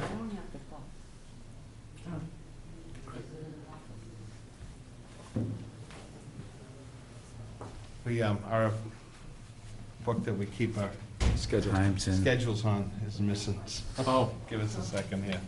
But I think if you did that, if you talked to Kevin Arrow, to say this is what the commission wants to do, and your neighbors are in agreement, and you come back and say, we're gonna eradicate, this area, I don't know how big it is, 20 Right, by- so many square feet. 20 by 30, Yeah. to give us an idea of the size, and then we're gonna replant with whatever. Okay. Yeah, working in the wetland too, should be a qualified person, not just people with pitchforks and shovels. I mean, to remove it right, get the roots out again to plant something, it's probably not a neighbor job. Do you have a Well- recommendation? Yeah, there are people that do all of that. So we- But they might actually attack some of the work, that they need a plan from someone that knows how to do that, so this is the process. To eradicate them so they don't just come right back. Yeah, that's the key, or you waste your time. Right, but John could help you with that as well, I'm sure. Right, It is going to go there. Yeah. I'm sorry, how high did you say it was going to be elevated? a foot. A foot. Yeah. Okay. Okay. All right, Yep. I make a motion to continue 49 Seaside Carpenter until November 13th. And we don't give a time on RDAs. but we'll be right at the start of the meeting. Yeah. I second the Just like it motion. was tonight. Sure. Okay. And if you have some questions with that, just check with Kat or Carol. Okay. Okay. The Thank 13th you. of November, okay. Yeah. Thank you very much. That's a Okay. that's a Wednesday, the 13th. All in favor? Aye. Aye. Oh, Do you have to be here? I, Have to be here for that? Well, I could then change we it. can go to the 25th. You know what, I'd rather change my schedule and come in on, can we get it done by the 13th? Probably. I was just hoping that if we can, this turns out to be okay, we can get it done before the next Nemo happens. There is gonna be another Nemo. No more I'll have need. another name. Okay. All right, thank you. Okay. Thanks a So we're lot. sticking with the 13th for now? Yeah. Right, 13th. Okay, thank you. Great, Thank you very thanks. much. Snyder, 10 Driftway, raise, rebuild porch. On October 28th, during the 6:15 meeting in Town Hall, Scituate Conservation Commission will act on the request of Harry B. Schneider for determination of applicability to Massachusetts Wetlands Protection Act, Scituate Wetlands bylaw, to raise and rebuild a porch located at 10 Driftway. Abutters and other interested parties are invited to attend.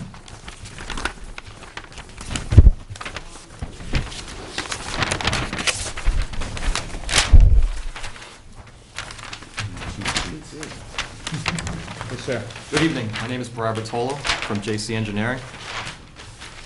This project is located at 10 Driftway and involves the removal of an existing covered porch and construction of a new covered porch that encompasses the back of the main portion of the dwelling. It's going to be constructed on a frost wall foundation, so it would be about a bucket width wide on the machine and meeting frost protection, which would be 4 feet below grade. And then the project would, the inside of it would be filled in. The site is located adjacent to a coastal bank and would be 61 feet are no grade changes proposed. Their backyard is all grass, relatively level. I have pictures in the RDA in the rear that show that it is relatively flat.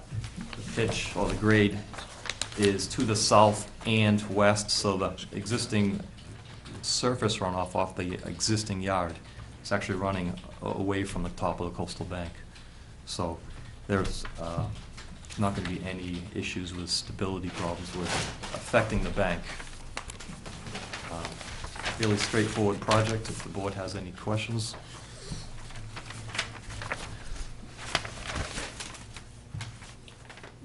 I do have a hay bale silt fence line delineating the limit of work right at the 50-foot.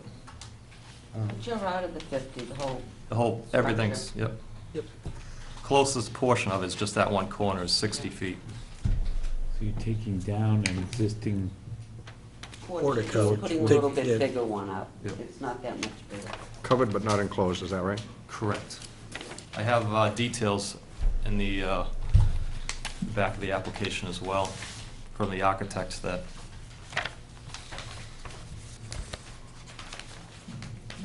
Okay? No, I have no problem. It's out of the 50. Bill? no, sir. I'm good. That's a brand new house. Yep. Well, Yeah, I don't see it to be a big This one? material change. that's, No? it's been around for a while. And I'm thinking of a different... The house just to the south of this was, I believe, a tear-down rebuild. the house just beside that is Or- what? or A no. substantial house, and they did a whole bank restoration. Yeah, the Griffins. Right. Okay, I'm just... No, I know where you are now. Lisa? No? Pat? Any- Yeah, I just had a question on the existing roof, dry wells or whatever.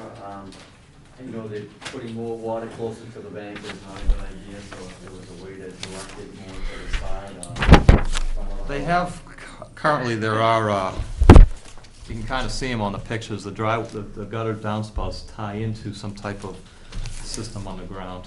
You think that's going toward the cliff or? I will find out when they dig. We could relocate them or to some type of pit of stone. Yeah. I didn't want to dig up the whole backyard, try to find just where this goes. Right. Yeah.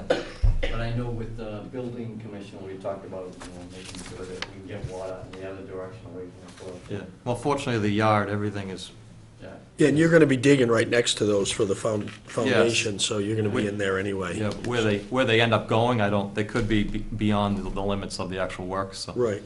What we have asked people to do, though, and the cliff's basically like a glacial till. It's really hard. It's not very permeable. And as Pat said, inducing any more water along that edge, we're just trying to make sure that that cliff doesn't destabilize or fail. So we discourage encroachment on the cliff. You are still a pretty good distance back. But if that water were like running out, it would just make that bank erode quicker.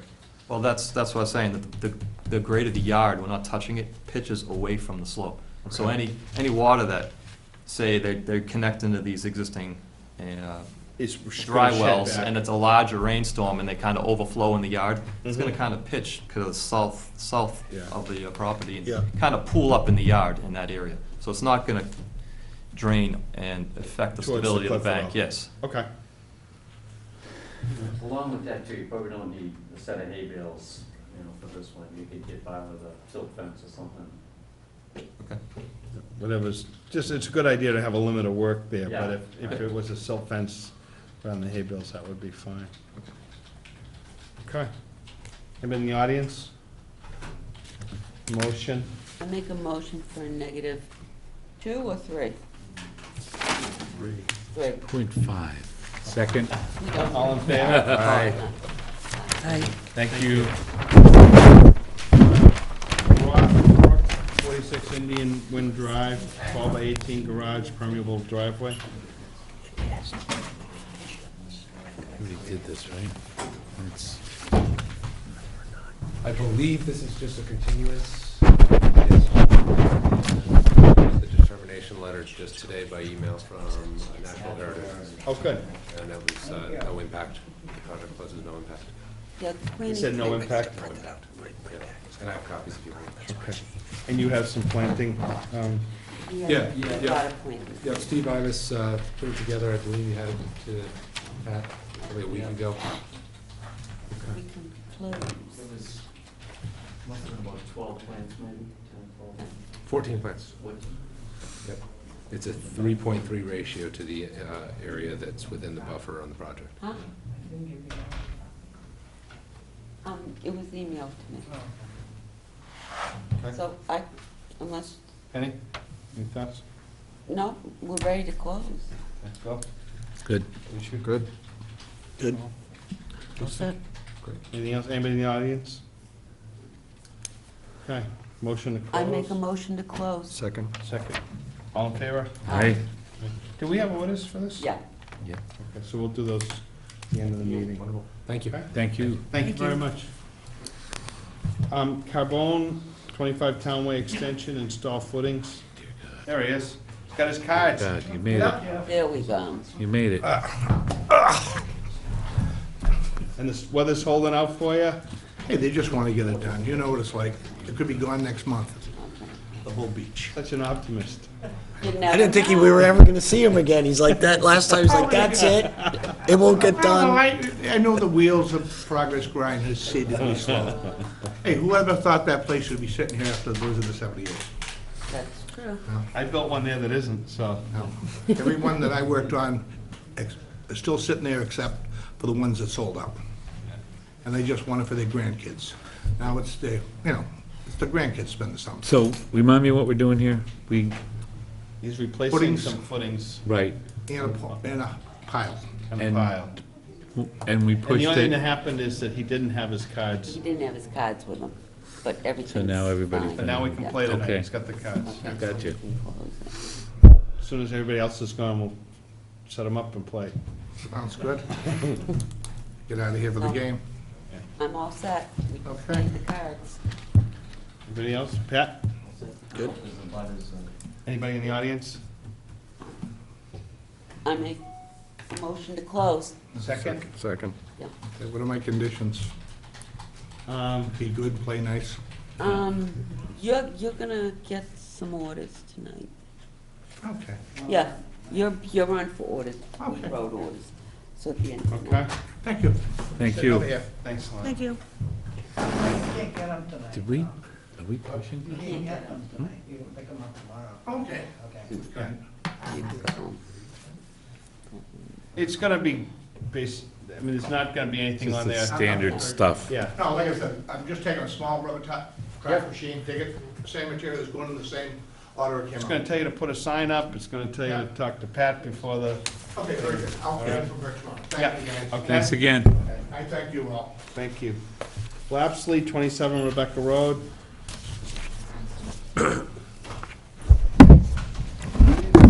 But for the record, Terry McGuffey, Senate hearing. Last time we were close to closing Yeah. and needed a foundation plan, which I provided to Pat. A couple of copies of the piling plan from Rivermore, and a quick narrative and some pictures around the rear of the site as to how we're gonna handle any material. There's actually some material stockpiled. They'd taken out a section of concrete that was posing a hazard. They stored the material on site. And that was it. Those two things. And I think Pat asked for a percentage of disturbance.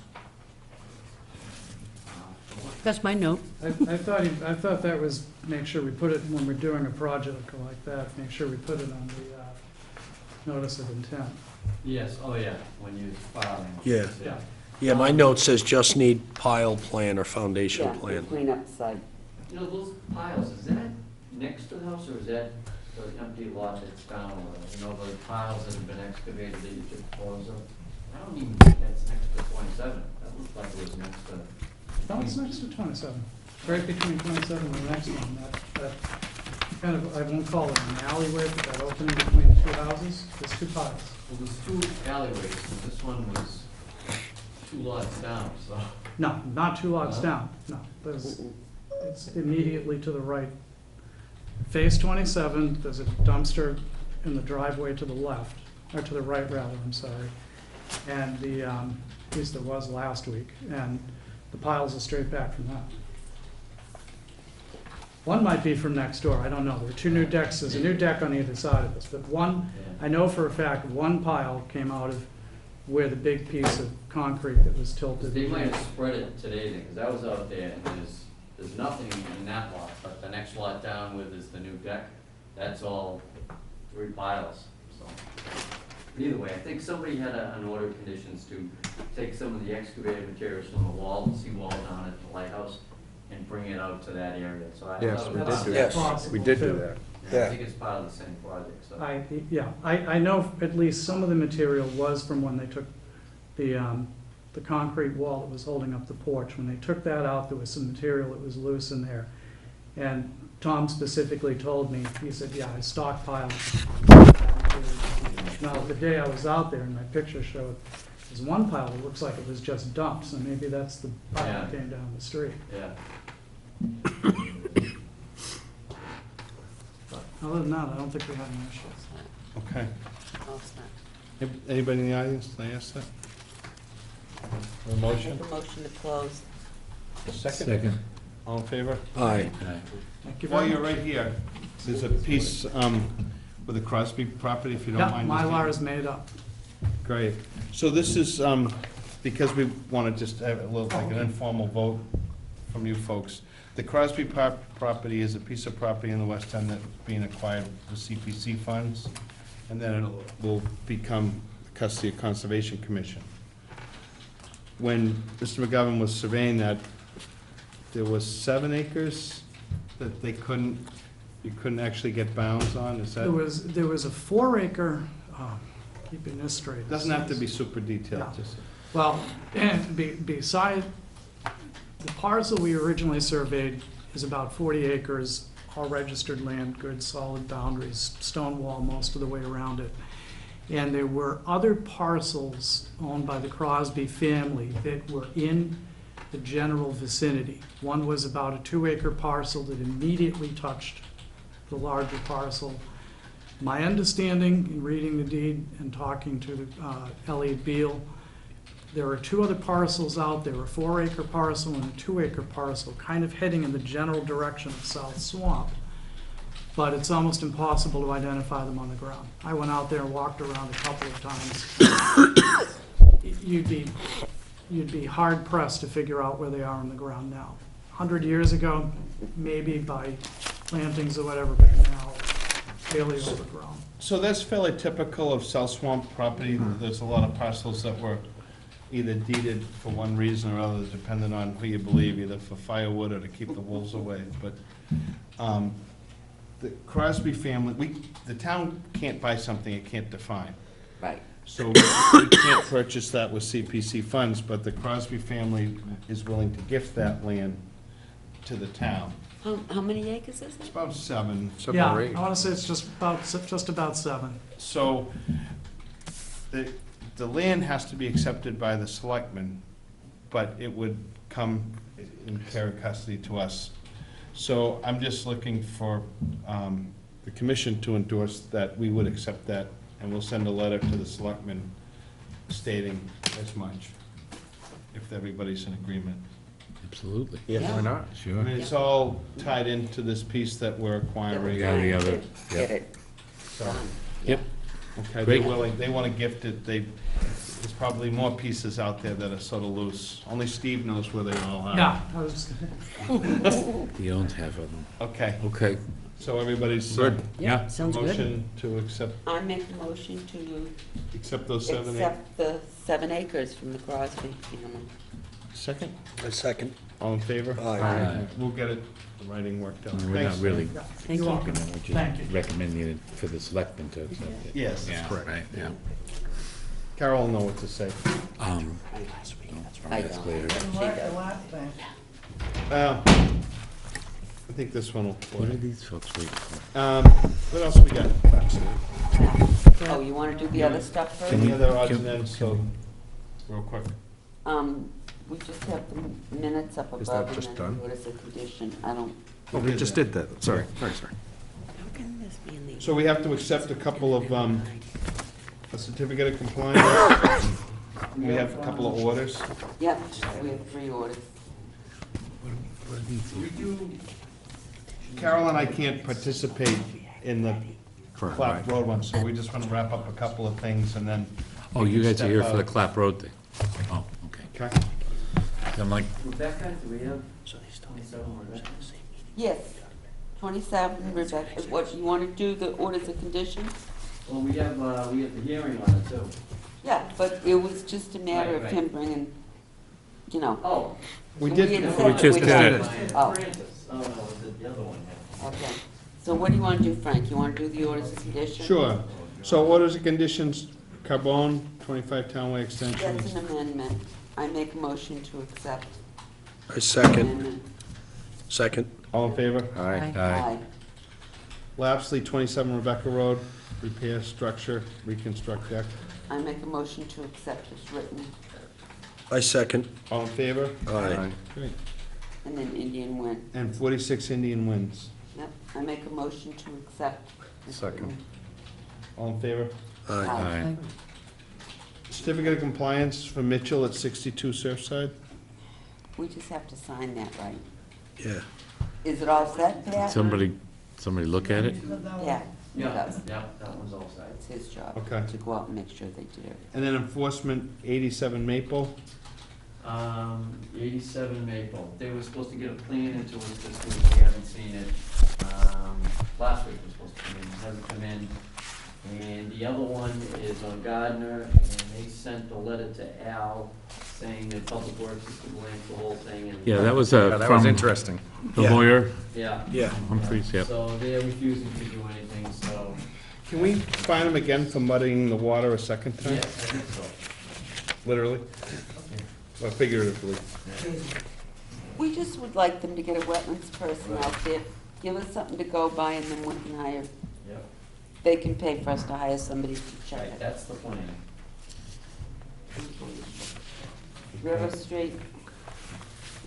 Yeah, 140 River? That's like a dog chasing its tail. We just keep going nowhere. Yeah, they, yeah, you saw the latest, I sent you the latest. Fun to watch those. email from, yeah, from Brendan. From Brandon, yeah. Brandon. Mm-hmm. They have, Brandon has until mid-November to make some motion in the court, and, you know, we've talked about if we can get the language for that chapter 91 out of the discussion, that would help us.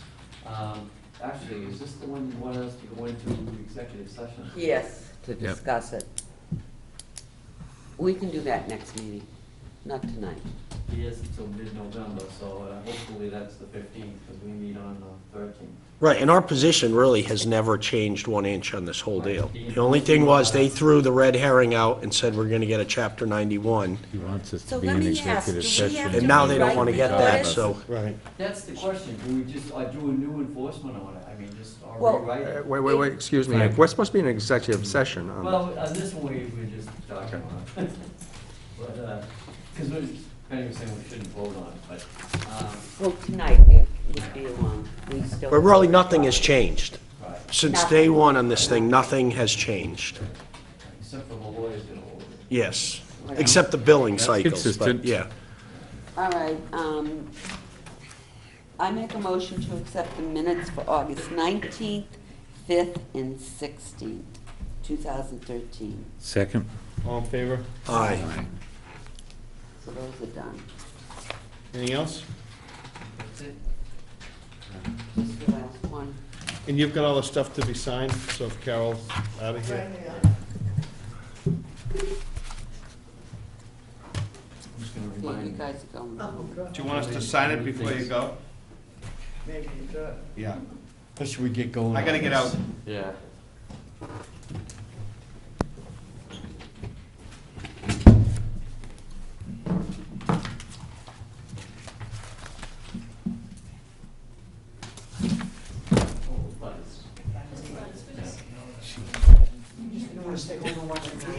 Worse than normal. They- All wound up. Can do. Hey, Pat, did you get a letter from CPC, it was from Kathleen O'Donnell regarding trying to get this CI worked out with the town of Cohasset, or they want to revise that just a little bit? No, Yeah, this is one more real quick piece. It's just some verbiage that needs to be written into the CR with the parcel that we bought with the town of Cohasset that allows them to, for water protection. I don't see Was it. the meeting set up with Lisa? I think you're trying to get one with Krishna and Lisa. That's, we're working on that, but this is just, it's a change in that CR. The whole intent of buying that was so Cohasset would use it for water protection, and that piece needs to be added.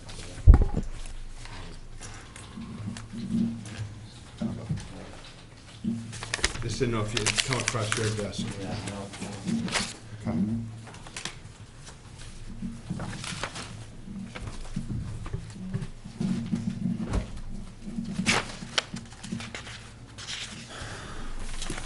So then we got a notice for, planning push these guys, right? Planning board had this in front of them and then they postponed it, right? Yeah, planning board wanted us to resolve the issues around the habitat area and if there's any stormwater issues, so they continued until 26. 26. That was nice of them. To factor us in. Yes.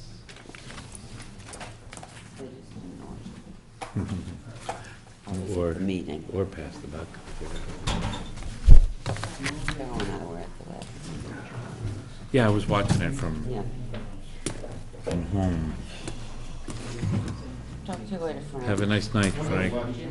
Oh, you're gonna good. throw stuff from the audience? Can I tell them to quit? Oh, yeah. Take Carol out of here.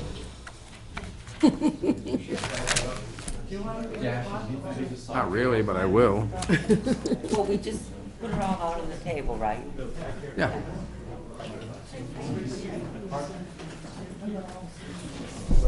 Here we go around them over, we'll show you.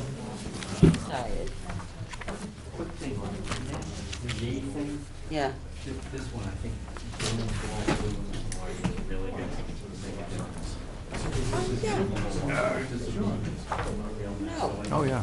What, Indian Trail? Yeah, yeah, What, right. Indian Trail? Yeah. Yeah, okay.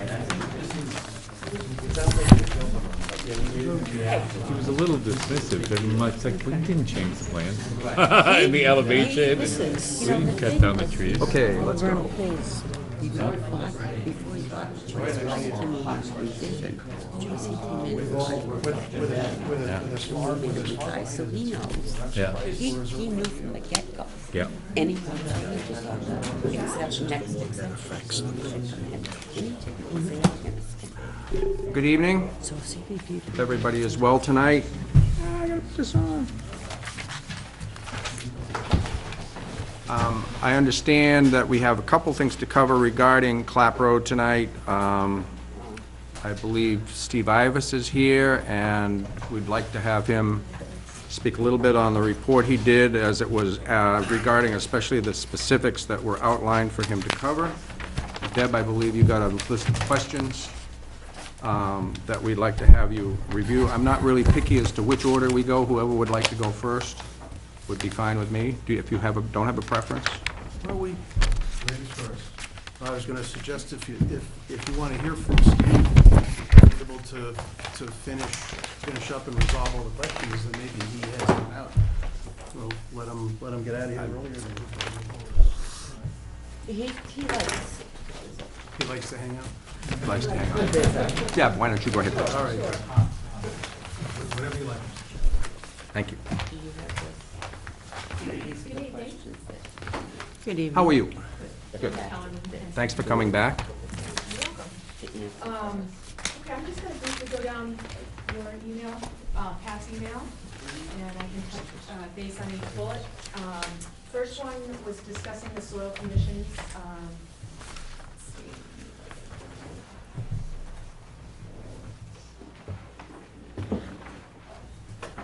Trying to get to the, this is the main existing, the front piece of the property. This is the existing conditions plan. It illustrates all of the soil testing that was done on the property, that was also witnessed by an agent for the Board of Health and submitted to the Board of Health as well as to the town through the subdivision permit.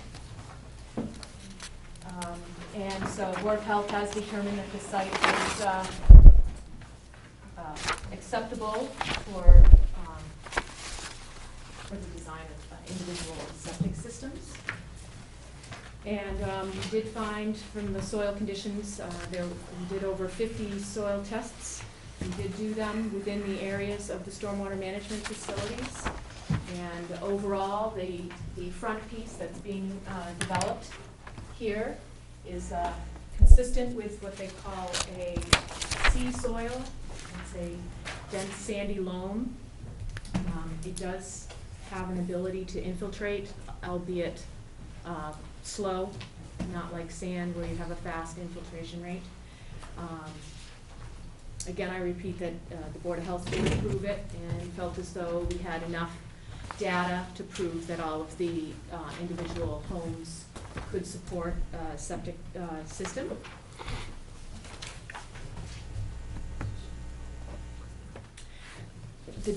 The actual soil data information is about 2.5 inches thick and has been provided to the town, both from the Board of Health and Planning Board offices.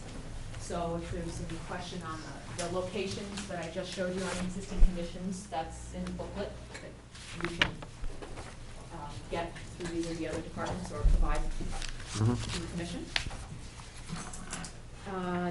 Second bullet was with regard to the phasing and sequencing of the project. Briefly, the erosion control plan, which is at the end of the project,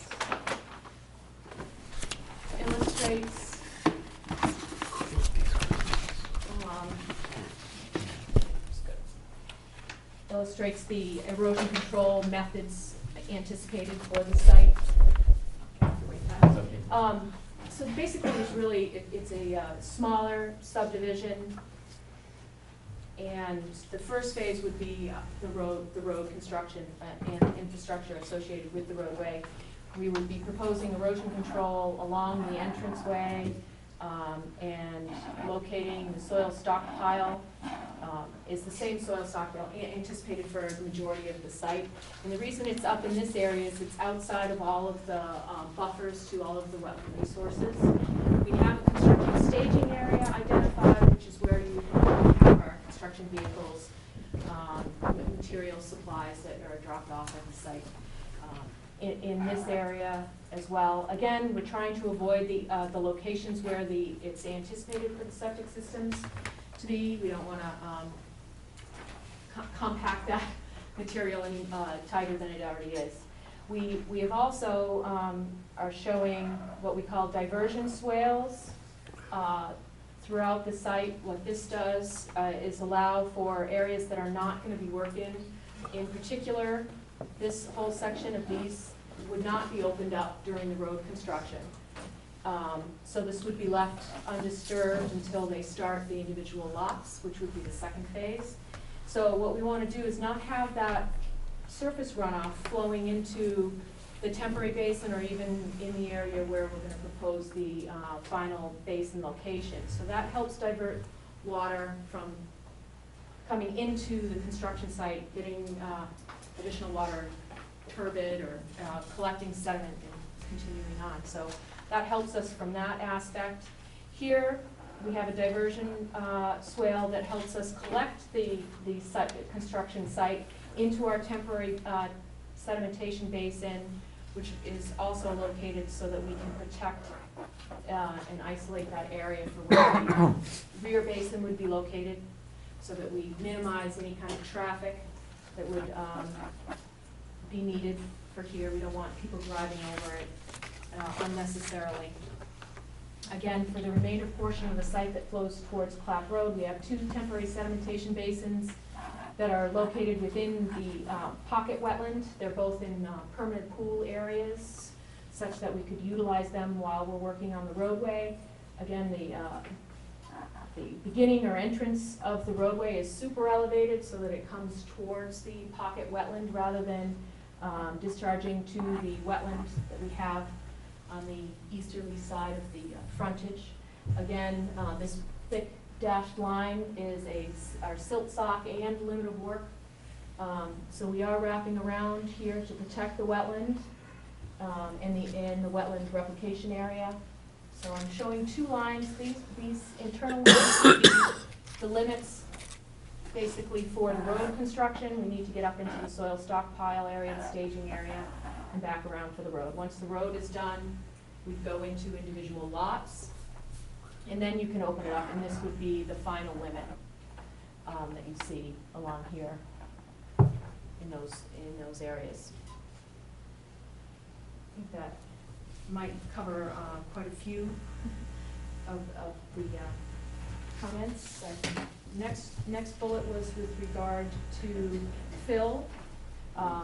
Again, the beginning portion of the roadway matches existing grade. We need to meet Clap Road, so we're coming into that existing condition. A couple 100 feet in, we start coming up, and on average, the remainder, which is approximately about 400 feet of the roadway, is on average 2.5 feet above grade or 30 inches above grade for fill. And that is linked into the analysis and the preliminary analysis for the septic system, so that we make sure that we have proper separation of groundwater to the septic systems for their design, as well as tying them into the roadway drainage, which allows for the design of walkouts that we have on several of the rear lots. I think lots, actually 2, 3, 4, 5, 6, and 7 are all designed as walkouts. So we'll have the ability to minimize grading and fill in the rear of the lots and keep it all in the front with the cul-de-sac in the front yards.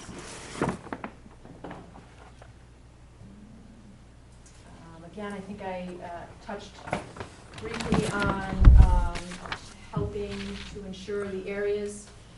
Primarily, the focus is on the infiltration basin in the back. This is where we don't want a lot of vehicle traffic and compacting of the soil, because we're using that as part of the function of that system.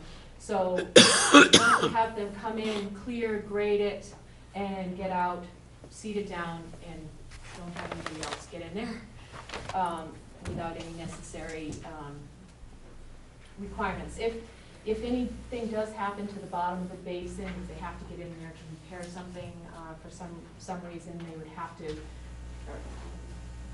rototill or rake up the bottom to pick up anything that they've packed down, so that we ensure that basin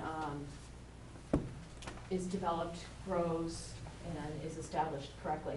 The front basin itself is a pocket wetland, and as such, there are several locations. There's 3 actually, 2 of which you see here, where we have temporary basins, which are called micropools, and they need to be in connection with groundwater. So again, with the soil testing that we did on site, we make sure that those micropools intercept groundwater so that they're low enough.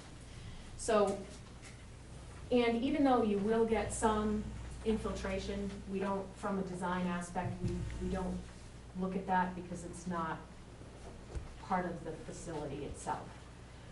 Or, as I say, we don't get credit for it, even though you would naturally get some in the basin. So from a compaction standpoint, this one is not as of a concern as you would infiltration, but again, we still wrap it with a silt sock, because we don't want people obviously trampling through that, because there's several plantings that go in here. And then, I don't have them here, but this diversion swale here also protects the 2 rain gardens that come along the easement between lots 2 and 3, and we would wrap the rain garden in the center of the cul-de-sac as well, to prevent any additional sediment to get in there after it's been constructed. So I've identified that right now we have 3 temporary sedimentation basins, both in the low portions of, or the lowest portions of the site, meaning Clap Road at the frontage and along the Lot 3 rear property line. So, and then again, repeat again, there's 1 soil stockpile, and again, this is in this location so that we stay out of any of the buffer, resource area buffers. And it would be surrounded with an erosion control, either hay bale, silt sock, whichever I would anticipate is silt sock again, because we have that on the site. It's quite easy to install to minimize any runoff from the soil stockpile. Again, next question was regards to resource areas and being protected from snow removal. Again, it's a somewhat of a short road. It's anticipated that it will be plowed like any other typical cul-de-sac, where they push it over to the shoulder, where we have a shoulder along both sides of the roadway.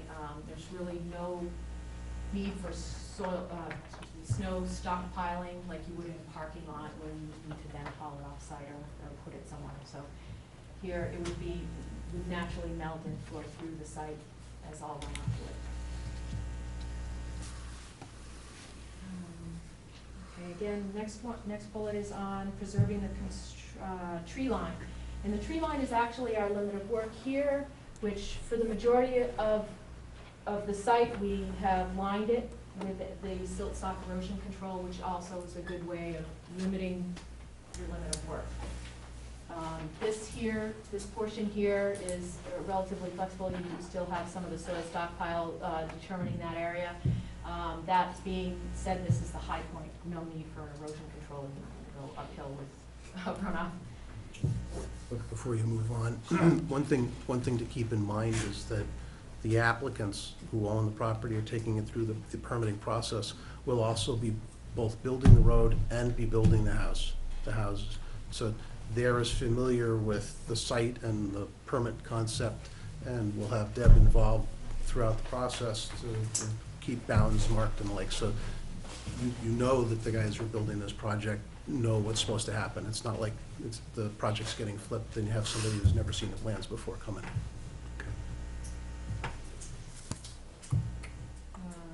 Next bullet, again, was with regard to the wetlands and protecting them near Clap Road. Again, we're wrapping the low point where the sediment basins are, as well as the wetland replication area where we're protecting the wetland down gradient of our site, as well as across the street. On this plan, you only see one. But at this cross culvert, proposed cross culvert, we're putting in a little sediment trap to help with the roadway drainage treatment prior to discharge to the wetland here.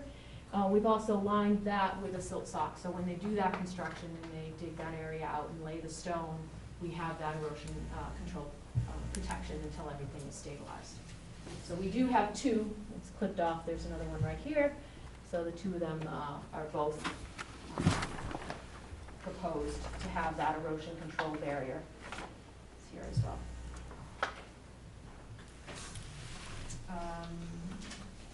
We have since provided additional landscaping plans stamped by a landscape architect. Get to them quickly. Where we have identified and the wetland replication area, which is adjacent to the cross culvert at our frontage, just to the right of the proposed roadway. And just for reference, for the record, that's what, landscape plan sheet 9? So that's the only area we're doing replication in? That is correct. The only, Okay. the only proposed impact is with the improvements being made on Clap Road for the two cross culverts, the sediment traps at both outlets. And the last actual question was with regard to the control and treatment of stormwater and with regards to discharge off the site. And again, both for the state requirements under the stormwater management regulations, we need to meet peak rate. But on top of that, for the town regulations in the stormwater bylaw, we need to also meet volume. So we've met both of those through our design. And lastly, we're more than happy to provide a copy of the SWIP when we file that prior to construction to the commission, which is consistent with, we prepare the construction phase operation maintenance plan that's provided in the drainage report, which should be part of the application, is our basis for preparing the SWIP. So we take that, it has all the descriptions, all of the erosion control methods used on the site, and we add that to the application that we do file with EPA. I think that covers That was the my list list. from Pat. Before we, thank you very much. I think it would be easier if anybody on the commission has some questions for what Deb has already covered. That would And like. also, Dave Johnson may want to comment on. Sure. Sure. Penny, do you have any? This is kind of a curiosity question. How much fill do you believe will be brought in? I know you have to fill for the roadway, but into the actual lots. You said just the front section. Mm-hmm. Do you know We how haven't, deep you're gonna go? well, on average, at the cul-de-sac, it's about a 2.5-foot fill. Okay. So I would imagine between the houses in the cul-de-sac, we're in the same ballpark. We haven't done a full cut and fill analysis. And then behind the houses, it's The majority of sloped them down would be walkouts. naturally? Right, so we're matching existing grade in the backs, and so on the side of the houses, we transition down. Meaning that in the back of the houses, at the end of the cul-de-sac, there's neither fill nor cutting. It's left at the existing grade in the back of the houses. If you look at page 7, you can see the contour lines really clearly. Yeah, the only where the reason slope I'm goes down. asking this is that then it's gonna slope. So I'm thinking of, is it Mr. Nyland is out back there? Is where it's sloping down, is that gonna run the water towards his house? Well, what we've done, for instance, if you look at lot 2, it drains to the isolated wetland, so we've analyzed that as a Okay, design. that's two, yeah. Yep. Lot It's up 3 high. is here, which is also a walkout, but their yard comes directly Mhm. into the basin. We've graded lot 4 to direct it to the basin. Okay, So then 5, 6, and 7 all would be, their backyards would flow as naturally, the existing conditions do, into the resource here at the center, the BBW and vernal pool as it, and then moving through the site. it won't go over to his house. Well, this ends up being a design point over here altogether. So you have we looked at the water budget for the vernal pool, and it's approximately a 12-acre site, watershed, which you have a large portion of the town property up gradient of our property coming through here. It all comes down and flows in that southerly direction. So that amount of flow flows in that direction already. Just to elaborate a little bit more, make sure that this is clear, as I understand it, and you can correct me to the extent that I'm overstating things, the area of the lots on the rear where there's water still flowing towards the existing wetland, part of those lots that are flowing there are the part that's not getting altered, that's being left at the existing grade. And part of what we're having to do in the design of this is to ensure that you're not decreasing the amount of water flowing to that resource area. So that part of the property was left that way intentionally so that the water could flow there naturally, so that it had the same water budget. Correct. Thank you. Bill, any questions? So the initial delineation, your border is going to be a silt sock. Are we putting signs up? I mean, when, last time we did a big site, we asked them to have signs, no work beyond this point, that type of Conservation thing. posts or something. Yeah. Yeah, at some point, we should do that. They're gonna be working in here, so we're gonna make sure that we're not putting them in as they're working on it, but we'll be able to. During the initial. Where the sock is. Yep, Yeah. exactly right, because the sock can move, but theoretically the post won't. Okay, great, thank you. Paul? No questions. Lisa? I'm all set. Is there anybody in the audience that has questions so far as Deb's presentation tonight? And just to very quickly explain, these are some questions that were put together by Pat, the conservation agent, that we knew would be important and would cover a lot of ground. So we want to keep it to that perspective for this point. Yes. Hi. And I need your name, please. Angela Nolan, so 220 Cup Road. And we live right next to one of the wetland areas that that's existing, that she spoke about. And I just had a question or an explanation from you on, I think you were talking about, I think your construction plan, and, you know, controlling the water during, because obviously we're concerned about water during it and after. And you mentioned, I forget the term, was it a bucket or what did you call it? Where the water, where the basin? Not these, may I stand up? Sure. Thank you. Where is our lot now? Where are we? We're right here. And this, I know this is where the wetlands is. Yep. And I know you were trying to explain it, and I Yeah. got a little bit behind, and I just wasn't sure. Sure. Was it going to, now I realize that's already existing wetlands, is it gonna, during the construction, did you say you were gonna use one of those pocket basins or whatever it is? Oh, this is the wetland pocket basin, so it's one of our So it's- stormwater, So it's not this. during We- construction, because I was a right. little concerned, and Sure. I wasn't quite sure what you meant, and I wanted to get that in my head, so I'm not really worried while it's under construction. Yes, absolutely. Okay, I So did that- contain it to what you were talking about, right? Okay. Yeah, because we have many questions, but I realized that was the one I had. So during construction, it's these Right. pocket basins out towards the street that are gonna be used? Yes. So I shouldn't be concerned And during the construction process? Right, this thick dashed line here is also the limit of work. Yeah, And is so that where you're putting the silt? Silts off, Yeah. right. Okay. Thanks, hon. You're welcome. Thank you. Is there anybody else that wants to address anybody in the audience? Hi. Laura Bottle, town planner. I just had a question about defining the limit of work. One of the things that we had thought about on the planning side was using some of that bright orange kind of snow fence type of stuff to outline where the limit of work should be. Because so many times, you know, signs will go up and, the best of intentions are there and a contractor gets out there and the next thing you know, everything is, you know, things are cleared much beyond where they really were intended to be. So I wondered if you had thought about anything like that, or maybe Pat has thought about something like that, and, you know, if there was any something. I think a lot of it is gonna be the silt sock that's out there.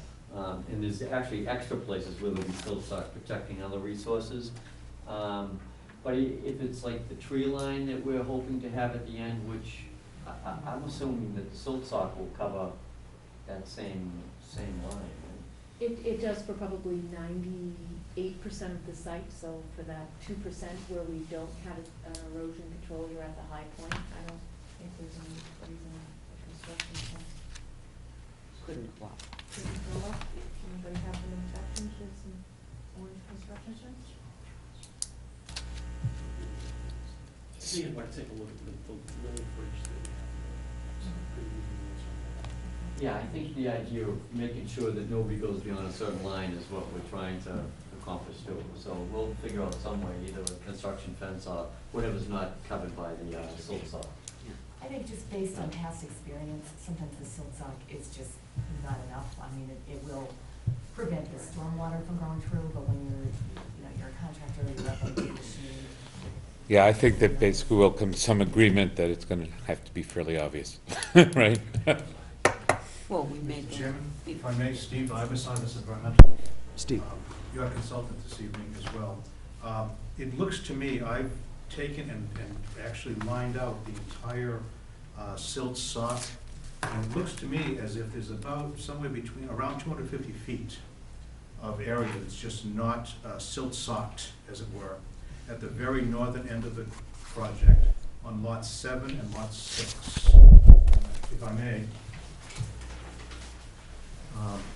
Deb, you may wish to take a look at this, if you don't mind, Mr. Chairman. Go ahead. That area right there, and Mr. Chairman and members, this is the area right up in here. This is the Right. highest So- elevations. That's And I the think she- upland part. I think right? Deb kind of Yeah, pointed you that out. can see on there, there's no Okay, sods. just to Yep. give you the detail. Thank you.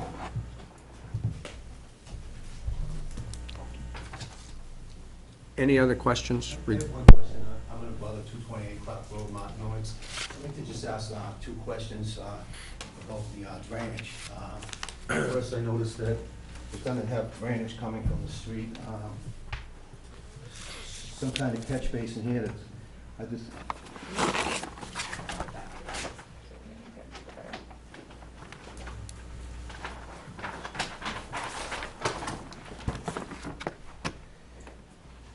currently,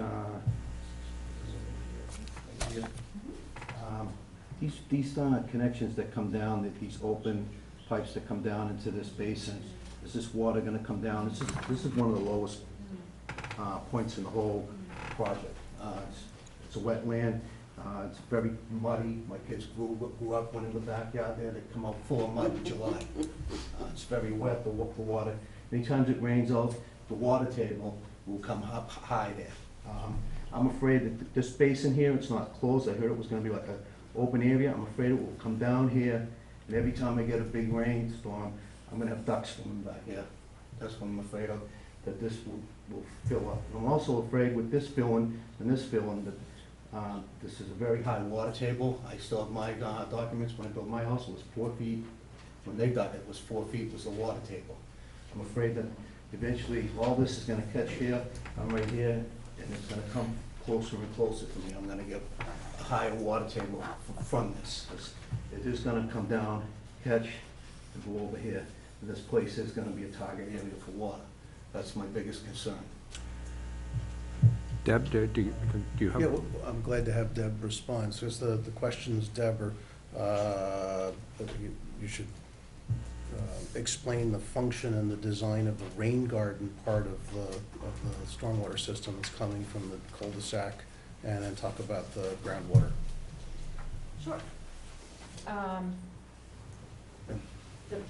Let's make sure that Sorry, they here, let me can see as you're stand over here.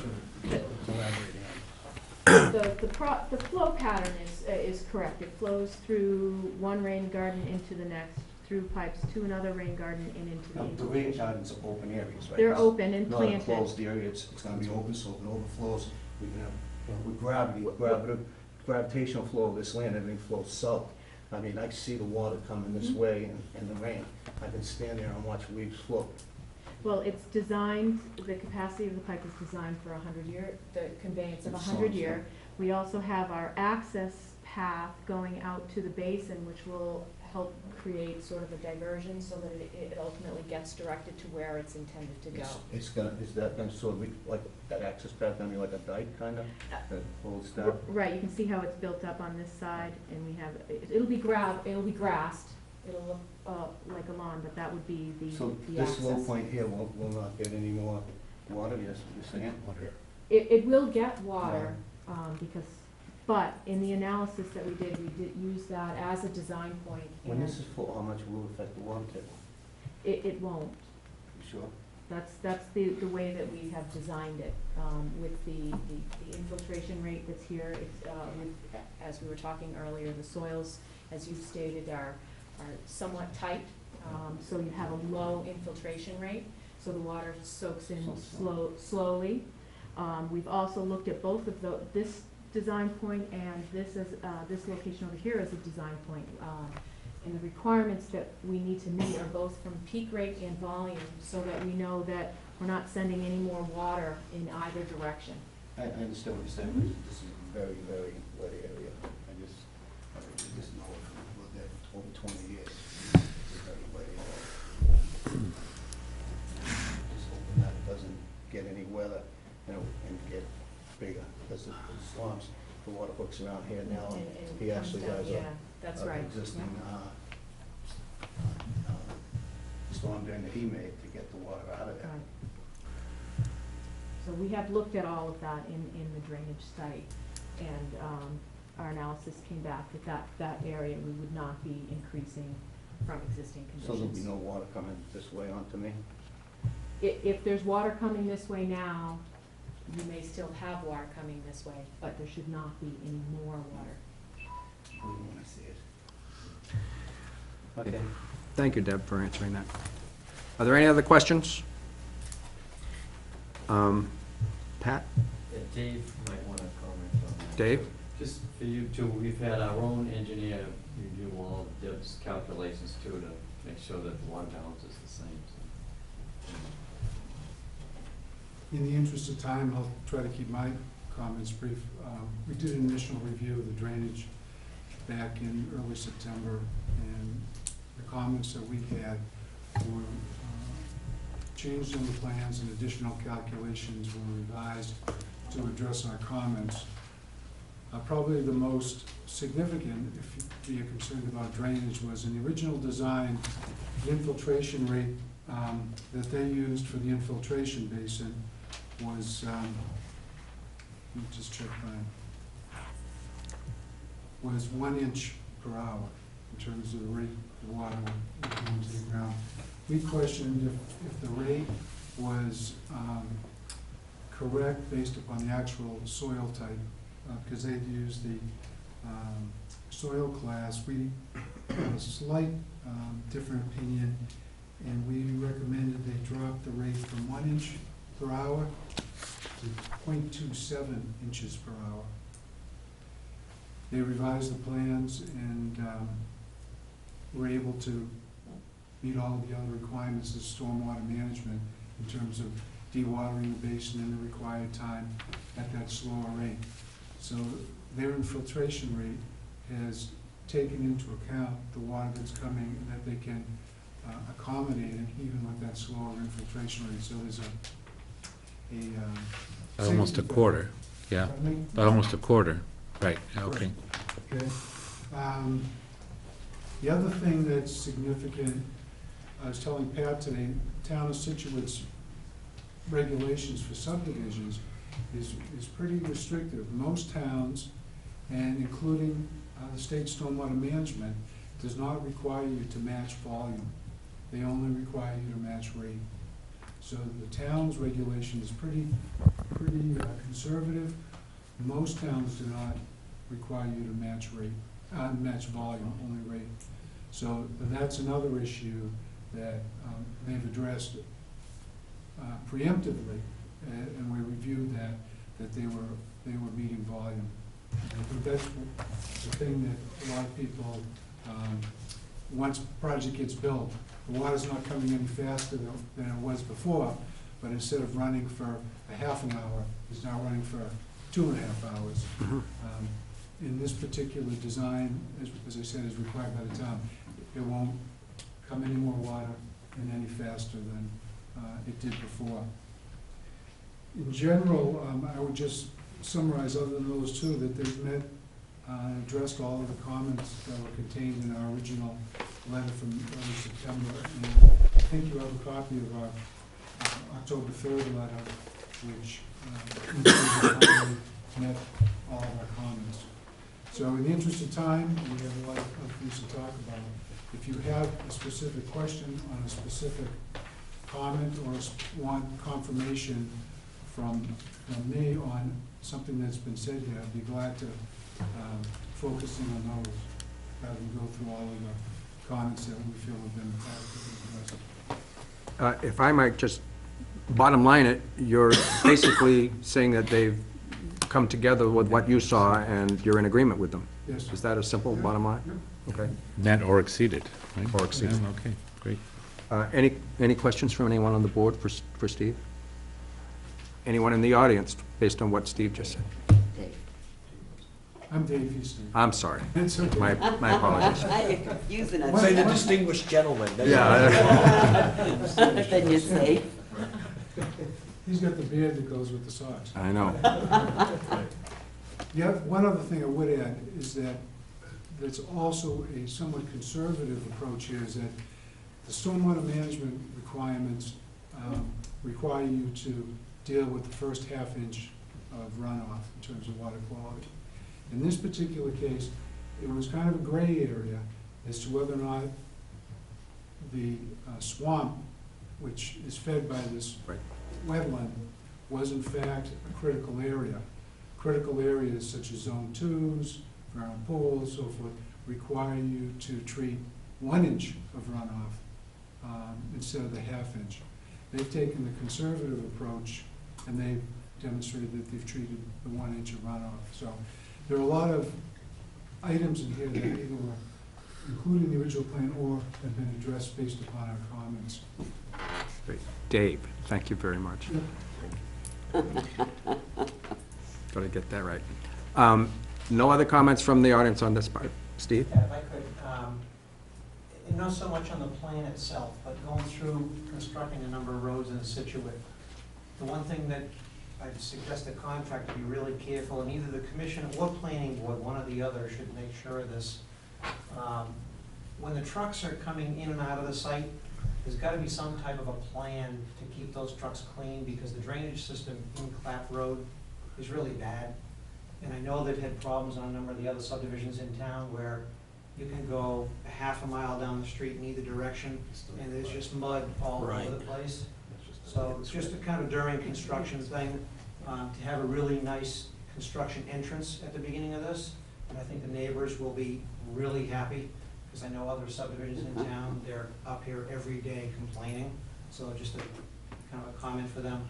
And as far as tree clearing is concerned, the subdivisions that we've done, we've actually gone out and done the tree clearing before we put the silt sock out there. Because when they drop the trees, they hit the silt sock if it's out Destroy there. it. And you end up with better controls if you don't pull the stumps, and you just have them cut the trees, and then they can get in there pretty easily to put the silt sock in. And I know it's a relatively new product, but what we found is that it's much better for them to work if you allow them to cut the trees first. But obviously, it's gotta be staked well, so they're not cutting where they shouldn't be cutting. Yes, it does. About it. Thank you. Just briefly, we do have a stabilized construction entrance incorporated into it, which is I'm what just you're talking about. Yes, cautious of the definitely. off-site, Yes, you know, once the truck's absolutely. leaving, because we've had the issue, and I've been out there with a broom Mhm. at the end of the day, every day, on some of my sites. And that's probably unlikely that Joe wants to sit out there with a broom every day, but I have nothing else to do. I've done it before. Yeah, I'll do it. Okay, Dr. Ivas, if you could help us with the work that you did, on, especially on the specific points that were asked of you, it would be greatly appreciated. Sure. I would like to just add to what Mr. Bjorkman said, and think about how you place some sort of items in the field to show where the limit of work is. What's been very effective on large areas that we've cleared over at the Naval Air Station is we take that large 3-inch wide construction tape that says do not enter or whatever, and we put it about 6 or 7 feet high, so the people on those large machines can actually tell where they are. It works like a charm, and it's easy to put up, it's cheap, and you can put it up in you know, a very short time as well. So it really works very, very well. I'm not sure how detailed the commission has gotten in the past with regard to the location of the vernal pools on the site and off the site. So I'd like to just start with showing you that, if I may. There is one long vernal pool here, which is on the plan as 3106. Is that correct, Deb? Yes. And it's on the Mass GIS data layer as 3105.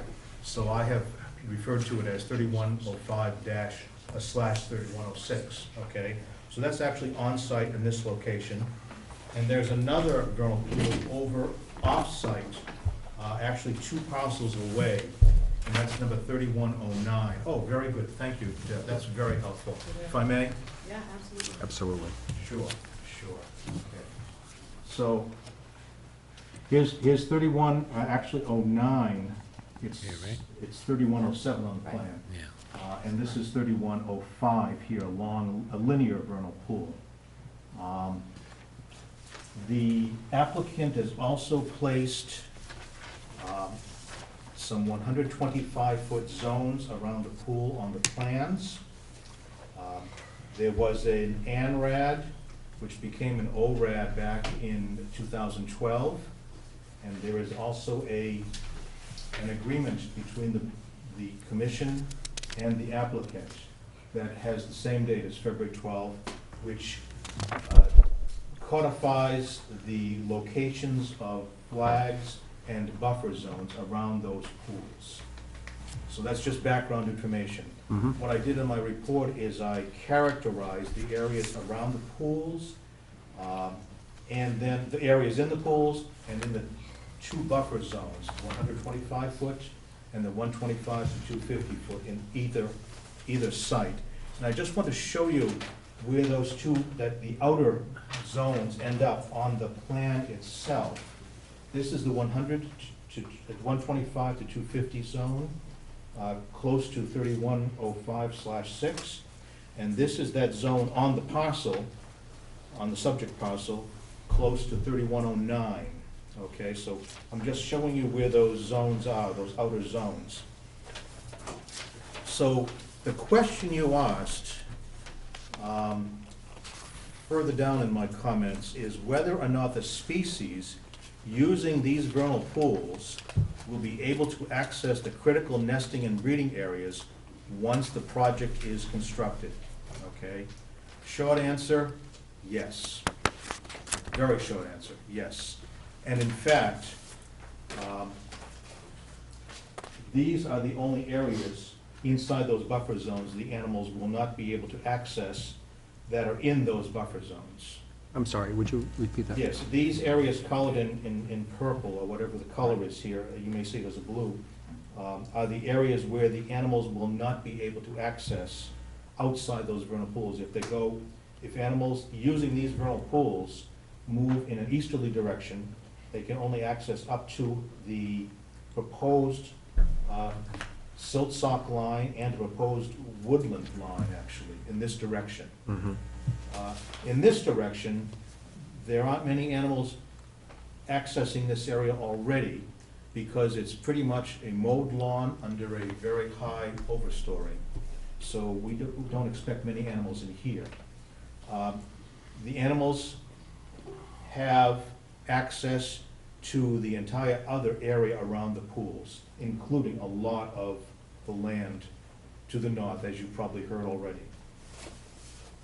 So, you asked about the no-build buffer, and there's no doubt that the project itself is in compliance with the 125-foot no-build buffer. There's no doubt about that. In addition, it makes sense to put some conservation posts at that buffer, certainly. And in addition to that, it makes sense to keep that first 125 feet from the vernal pool itself in its natural state. Many people who buy houses that live in the city like to take all that brushy stuff away. Well, it would be nice if you put a condition saying the brushy stuff has to be kept. When trees fall down, let's keep them on site, unless they're, of course, a hazard to, potential hazards. But those are a couple of my suggestions for conditions in that 125. With regard to the 125 to 250, I haven't found a basis for any jurisdiction by the Conservation Commission in the local bylaw right now. Okay, so there's really not a performance standard. It's similar to land subject to coastal storm flowage. How much volume do you put back? Well, there's no performance standard for that. And that's probably the best analogy I can give you for that.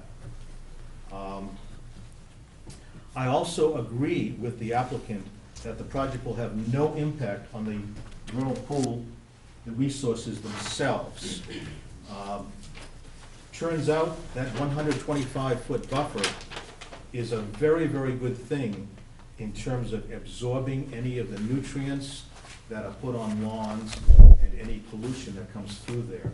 We found, research has noted that you need about a 60-foot heavily vegetated buffer to take a lawn or a very heavily used area and bring it back to concentrations in the water, the overland flow of the water, into the vernal pool.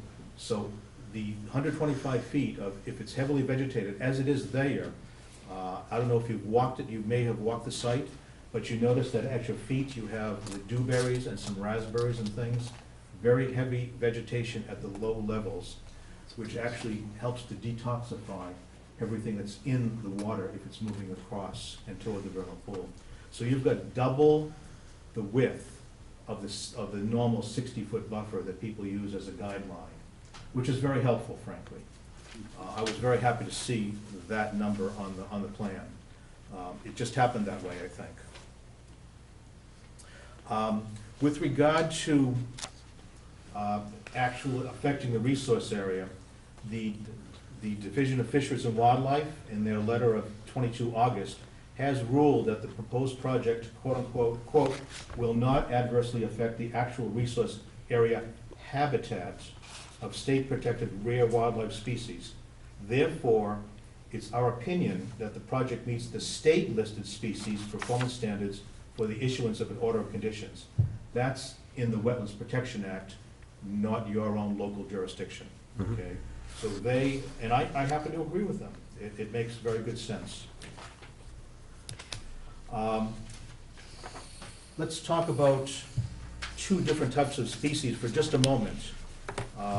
Eastern box turtles. I had a long conversation with both the person who created the wildlife habitat report in 2007. I'm not sure if that's in the record or not.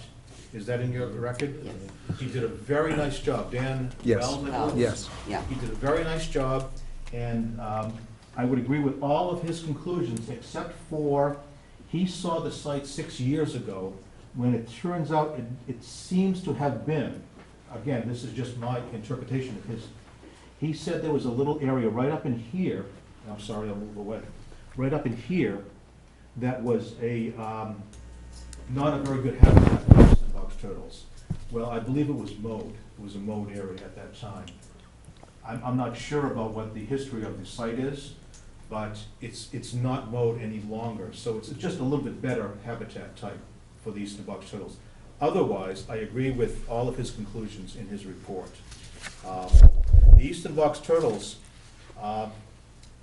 they actually will go over, and I was asked a question by one of you, will they go over stone walls? And we had a long discussion. I had a discussion with both of the folks. They will, believe it or not, ascend stone walls. There's a stone wall over in, let's see, this stone wall right here is probably 3 feet high anyway. And I asked the specific question, and the natural heritage person said, oh no, if the turtles are going toward a nesting area specifically, or a food area that they know about, they will go right over a stone wall. It's amazing to watch them move. And so they will actually go over hay bales and things like that as well.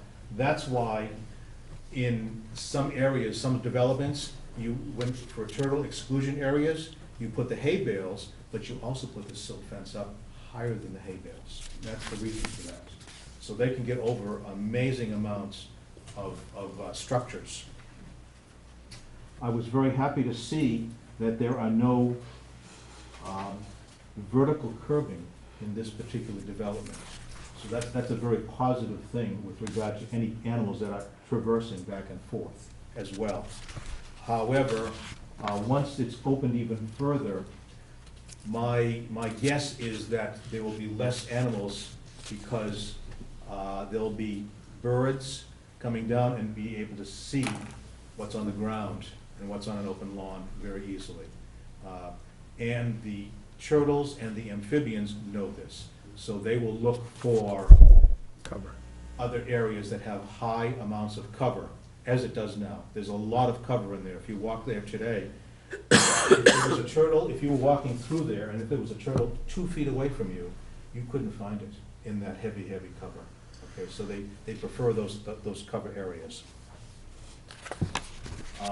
With regard to using the pools, breeding and nesting, well, the obligate and facultative vernal pool organisms use those pools basically as what I call it the bar and the bedroom. That's the easiest way to explain it. Breeding and nesting areas, right? Bar and bedroom, both. And then the little ones, and nursery as well, because the larval animals are in there for a couple of months before the vernal pool disappears from the landscape. Let's see, is there anything else there? Yeah, so generally, just to summarize, the animals will be able to access the vernal pools except for that area that's not in the 125 to 250 area in the subdivision. I think I have made some other recommendations, but they're really not for this venue. Right, appreciate it. Well, there is one, right? The no fertilization on Oh, that was a recommendation. I'm not sure if that's in the Scituate Conservation Commission's jurisdiction or not. Okay. You may wish to take that. We Yes. are known to ask no fertilizers be used Well, on lawn areas. And, yeah. I think that would be you very said fine. 4 and, well, you specifically said 2 lots Yeah. here. Yes, and those are the 2 lots that were just up gradient of vernal pool 3105/6, most likely. Which number was that, sir? I've got 12 pages here. Number 8. Okay. Yes, lots 4 through 6, yes.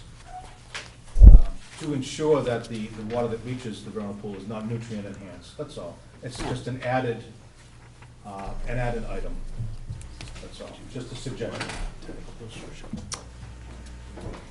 Steve? Yes. Thank you for that. Do we have any questions on the commission for what Steve has addressed? I wanted to just ask, what are your thoughts about the 125-foot, no disturb, leave it alone recommendation? My thoughts? Bears, Their no. thoughts? You know yours. What are yours? I think the application, the plan that's presented to you does not. Is in line with that. Does not propose any work that goes closer than 125 feet. And so if somebody were to propose it in the future, they'd have to come in and get a permit, but we're not proposing anything within 125 feet in this application. But the people who own the lots are not here. Right. And maybe you're making that point. Yeah, well, and not very well, obviously, Orders of but, conditions should so, specifically call that out, Mr. Chairman, in my opinion. Should Right, we could specifically ask for call that out. markers, especially along the vernal pool buffer zone. Yeah, that's what we Exactly. were saying in the beginning, that, you know, just to let people know, because that's what happens. Is that they're gonna tree, well, you Yeah. know, Right. they And just have sheds to be and aware playhouses and what it patios. is, but their houses, I mean, the 125 is right at the back edge of those. And so it's really kind of, There's not a heck of a lot left. it's off their property. Well, it's their property, but it's off the tree line. So, And when it's not inspected, it's right on, sometimes. yeah, well, so we would get markers out there. I mean, that's, to me, that has to be done. And I just wanted, one of my huge concerns, Steve, was, the vernal pool off to the east, 3109. off site. Yes. The roadway there, that the turtles, if they Proposed go over roadway? there, are they, you know, will they cross that road or will they stay? Why did the turtles east? cross the road? Yeah, The turtles will not have a propensity to go out into the open okay, that's where they can good. be picked off by a Uh-huh. very large bird, like a turkey vulture or something. Okay, Turkey vultures do go after turtles, this size turtle. yeah. So, So they will try to avoid that as much as possible. They'll stay in the covered areas. Very rarely do they go across something. On the Naval Air Station, we've been experiencing eastern box turtles and been tracking them for many years now, probably about a dozen years. And the only time they actually go across an open area is to try to find a nesting area, nesting site. okay. Okay, that's the only time we've ever seen them try to cross an open area, like a runway. Right, and the applicant did, right at the beginning, you said that before you do actually start clearing, a sweep will be done of the proposed site to be cleared and try and make sure everybody's get out in the woods Cleared for a out. while. Yes, as a matter of fact, I'm sorry, I did not mention the conservation management plan. They've still got another hurdle to go through with the MIPA unit, and they have to do an ENF. Yeah. And the conservation and management plan actually is a result of that process. They will probably not be scoped for an EIR. They'll stop at the ENF stage. But the conservation and management plan will require that they have turtle sweeps and reports. Right. And I've been involved That's in. what, as Penny had commented, we'd had a whole presentation from Dan Wells who described that whole permitting process. And we're anticipating a MESA permit that has a conservation management plan that will include putting in an exclusion zone and sweeping the area to remove any turtles that are actually living within the area that construction will take place in. Sure. I've been involved in a couple of those sweeps myself. Okay, and they work? Oh, you bet, I found turtles. Yeah, good. And No, they've I been just, out of the area. you know, They work very well, actually. I saw one site where it was unfortunate and the trucks just ran over a ton, and I don't want to see that ever again. Right. So, No. and obviously, they did not do a sweep, it was, you know, And the whatever. people who do sweeps are very conscientious, Yeah. and they love turtles. Yeah. I mean, that's serious, very serious about that. Are there certain months of the year that you can't do an efficient sweep? No, not at all. But in order to do efficient sweep in some of those areas that have lots of cover, you've got to spend a lot of time at it. A lot of time at it. There is one fellow who has a dog named Jet, and the dog does a very good job of finding the turtles.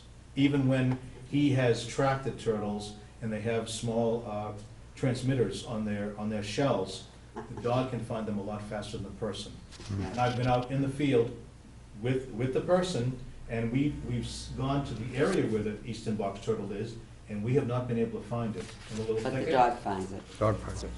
Yeah. Good. Any question? Okay. Pat, do you have anything you want to add to that? Thank you, Steve. Yes. I would like to follow up on one of Steve's comments, and that's about the limitation on fertilizers in the yards in the back. And Deb can help us by pointing out the limits on the watersheds and where the lawns will be, but the way the project is designed, you have some 12 acres of watershed flowing towards the vernal pool that is in the back of the property. I know it looks like you're altering a lot of the watershed with the development, the way it's sort of, you're expanded on the area of the watershed, the way you're looking at it in this view, but there's only 0.2 acres of what's possible as lawn that would be flowing in the watershed towards the vernal pool. So out of 12 acres, there's only 2/10 of 1 acre total of those lots that Right. might possibly That's be exactly lawn. And the rest of those lots, to the extent that they're turned into lawn or have lawn, are not flowing in that direction at all. I'm very concerned about having conditions put in place that someone can't comply with or wouldn't comply with. You know, you don't want to put a no fertilizer condition on the entire property, because you know people are going to use fertilizers of some sort. And question, does it make sense to put in a condition that requires someone to know what part of their backyard is part of the 2/10 of an acre that are flowing towards that basin, given the extent of buffer that you really have between those yards and the vernal pool. So I'm concerned about enforcement and inadvertent noncompliance, and question, is there really a benefit? First of all, I took his recommendation as that a recommendation, and second of all, I think there is some question as to whether or not we would even have jurisdiction over that, so your comments are well received. You know, Not that's a sure. good point, because if you just say you can't fertilize the property, most people are gonna ignore that, but if you were gonna put a condition like that and you limited it, somebody'd be more likely to comply. Yeah, yeah. To- Well, we just want to Yeah. protect the vernal Right. pools, and Okay. I think, you know, once you get out there, you understand how delicate the situation can be. Well, there's a difference between toxic chemical fertilizers and organic Oh, fertilizers, yeah, too. no, there are. There are. Yeah. Okay. Anyone in the audience that wants to speak to Steve Ivas's report and his comments? Pat, do you have anything? Great job. Nice job, very much appreciated. Thank you. Good, Thank you very much. So what's next? Well, if we think we have all the information we need around stormwater and the habitat and wetlands, and if there's no other additional information, we could close the hearing. Planning board, Barbara's still there, she's not. No. They're on November 26th. Correct. And the main thing they're waiting for is to see if we're okay with habitat and with stormwater. Did they have specific issues at the planning board meeting that they needed or wanted us to address? Well, no, they just, they knew that there was the take issue with Yep. natural heritage, so they Yep. really wanted to make sure that the lots were buildable as were proposed. And natural heritage went through the calculations and thought that the open space covered it, so. Yep. The planning board really wanted to leave their hearing open until after the Conservation Commission had received the report from Steve Ivas and had accepted the report, so that your concerns had been satisfied. So we don't have to wait for the next conservation management plan or anything like that? No, okay. Frank? The only parallel to closing tonight, and if the applicant wants to close it, that's their call. But if there was a significant change from the planning board, then we can't take any more information. So that's up to the applicant. My inclination would be to proceed with closing. You have to pick one of them to close. I think it's time for this one. Any questions? No, I guess not. Any questions? Nope. Need a motion to Nope. close? It's been answered. Make a motion to close the, hold on, Wait a one second. Wait a second. Stop, So, close. I guess I'm a little confused. If we close and planning board, something gets changed, can we reopen this? No. Then our orders stand, even if they're bad orders. If they change, if planning board changes Bad or something drastic. contradictory? Contradictory. If it's a revised plan that they want us to review, we could bring it back in and vote on it. I think they were all set with the stormwater. Dave and I were at the hearings, and they were all set with that. So, I mean, if something around shade trees on the roadway changed, it would be minor in nature, and we could take it out. They were pretty much ready to close the last meeting.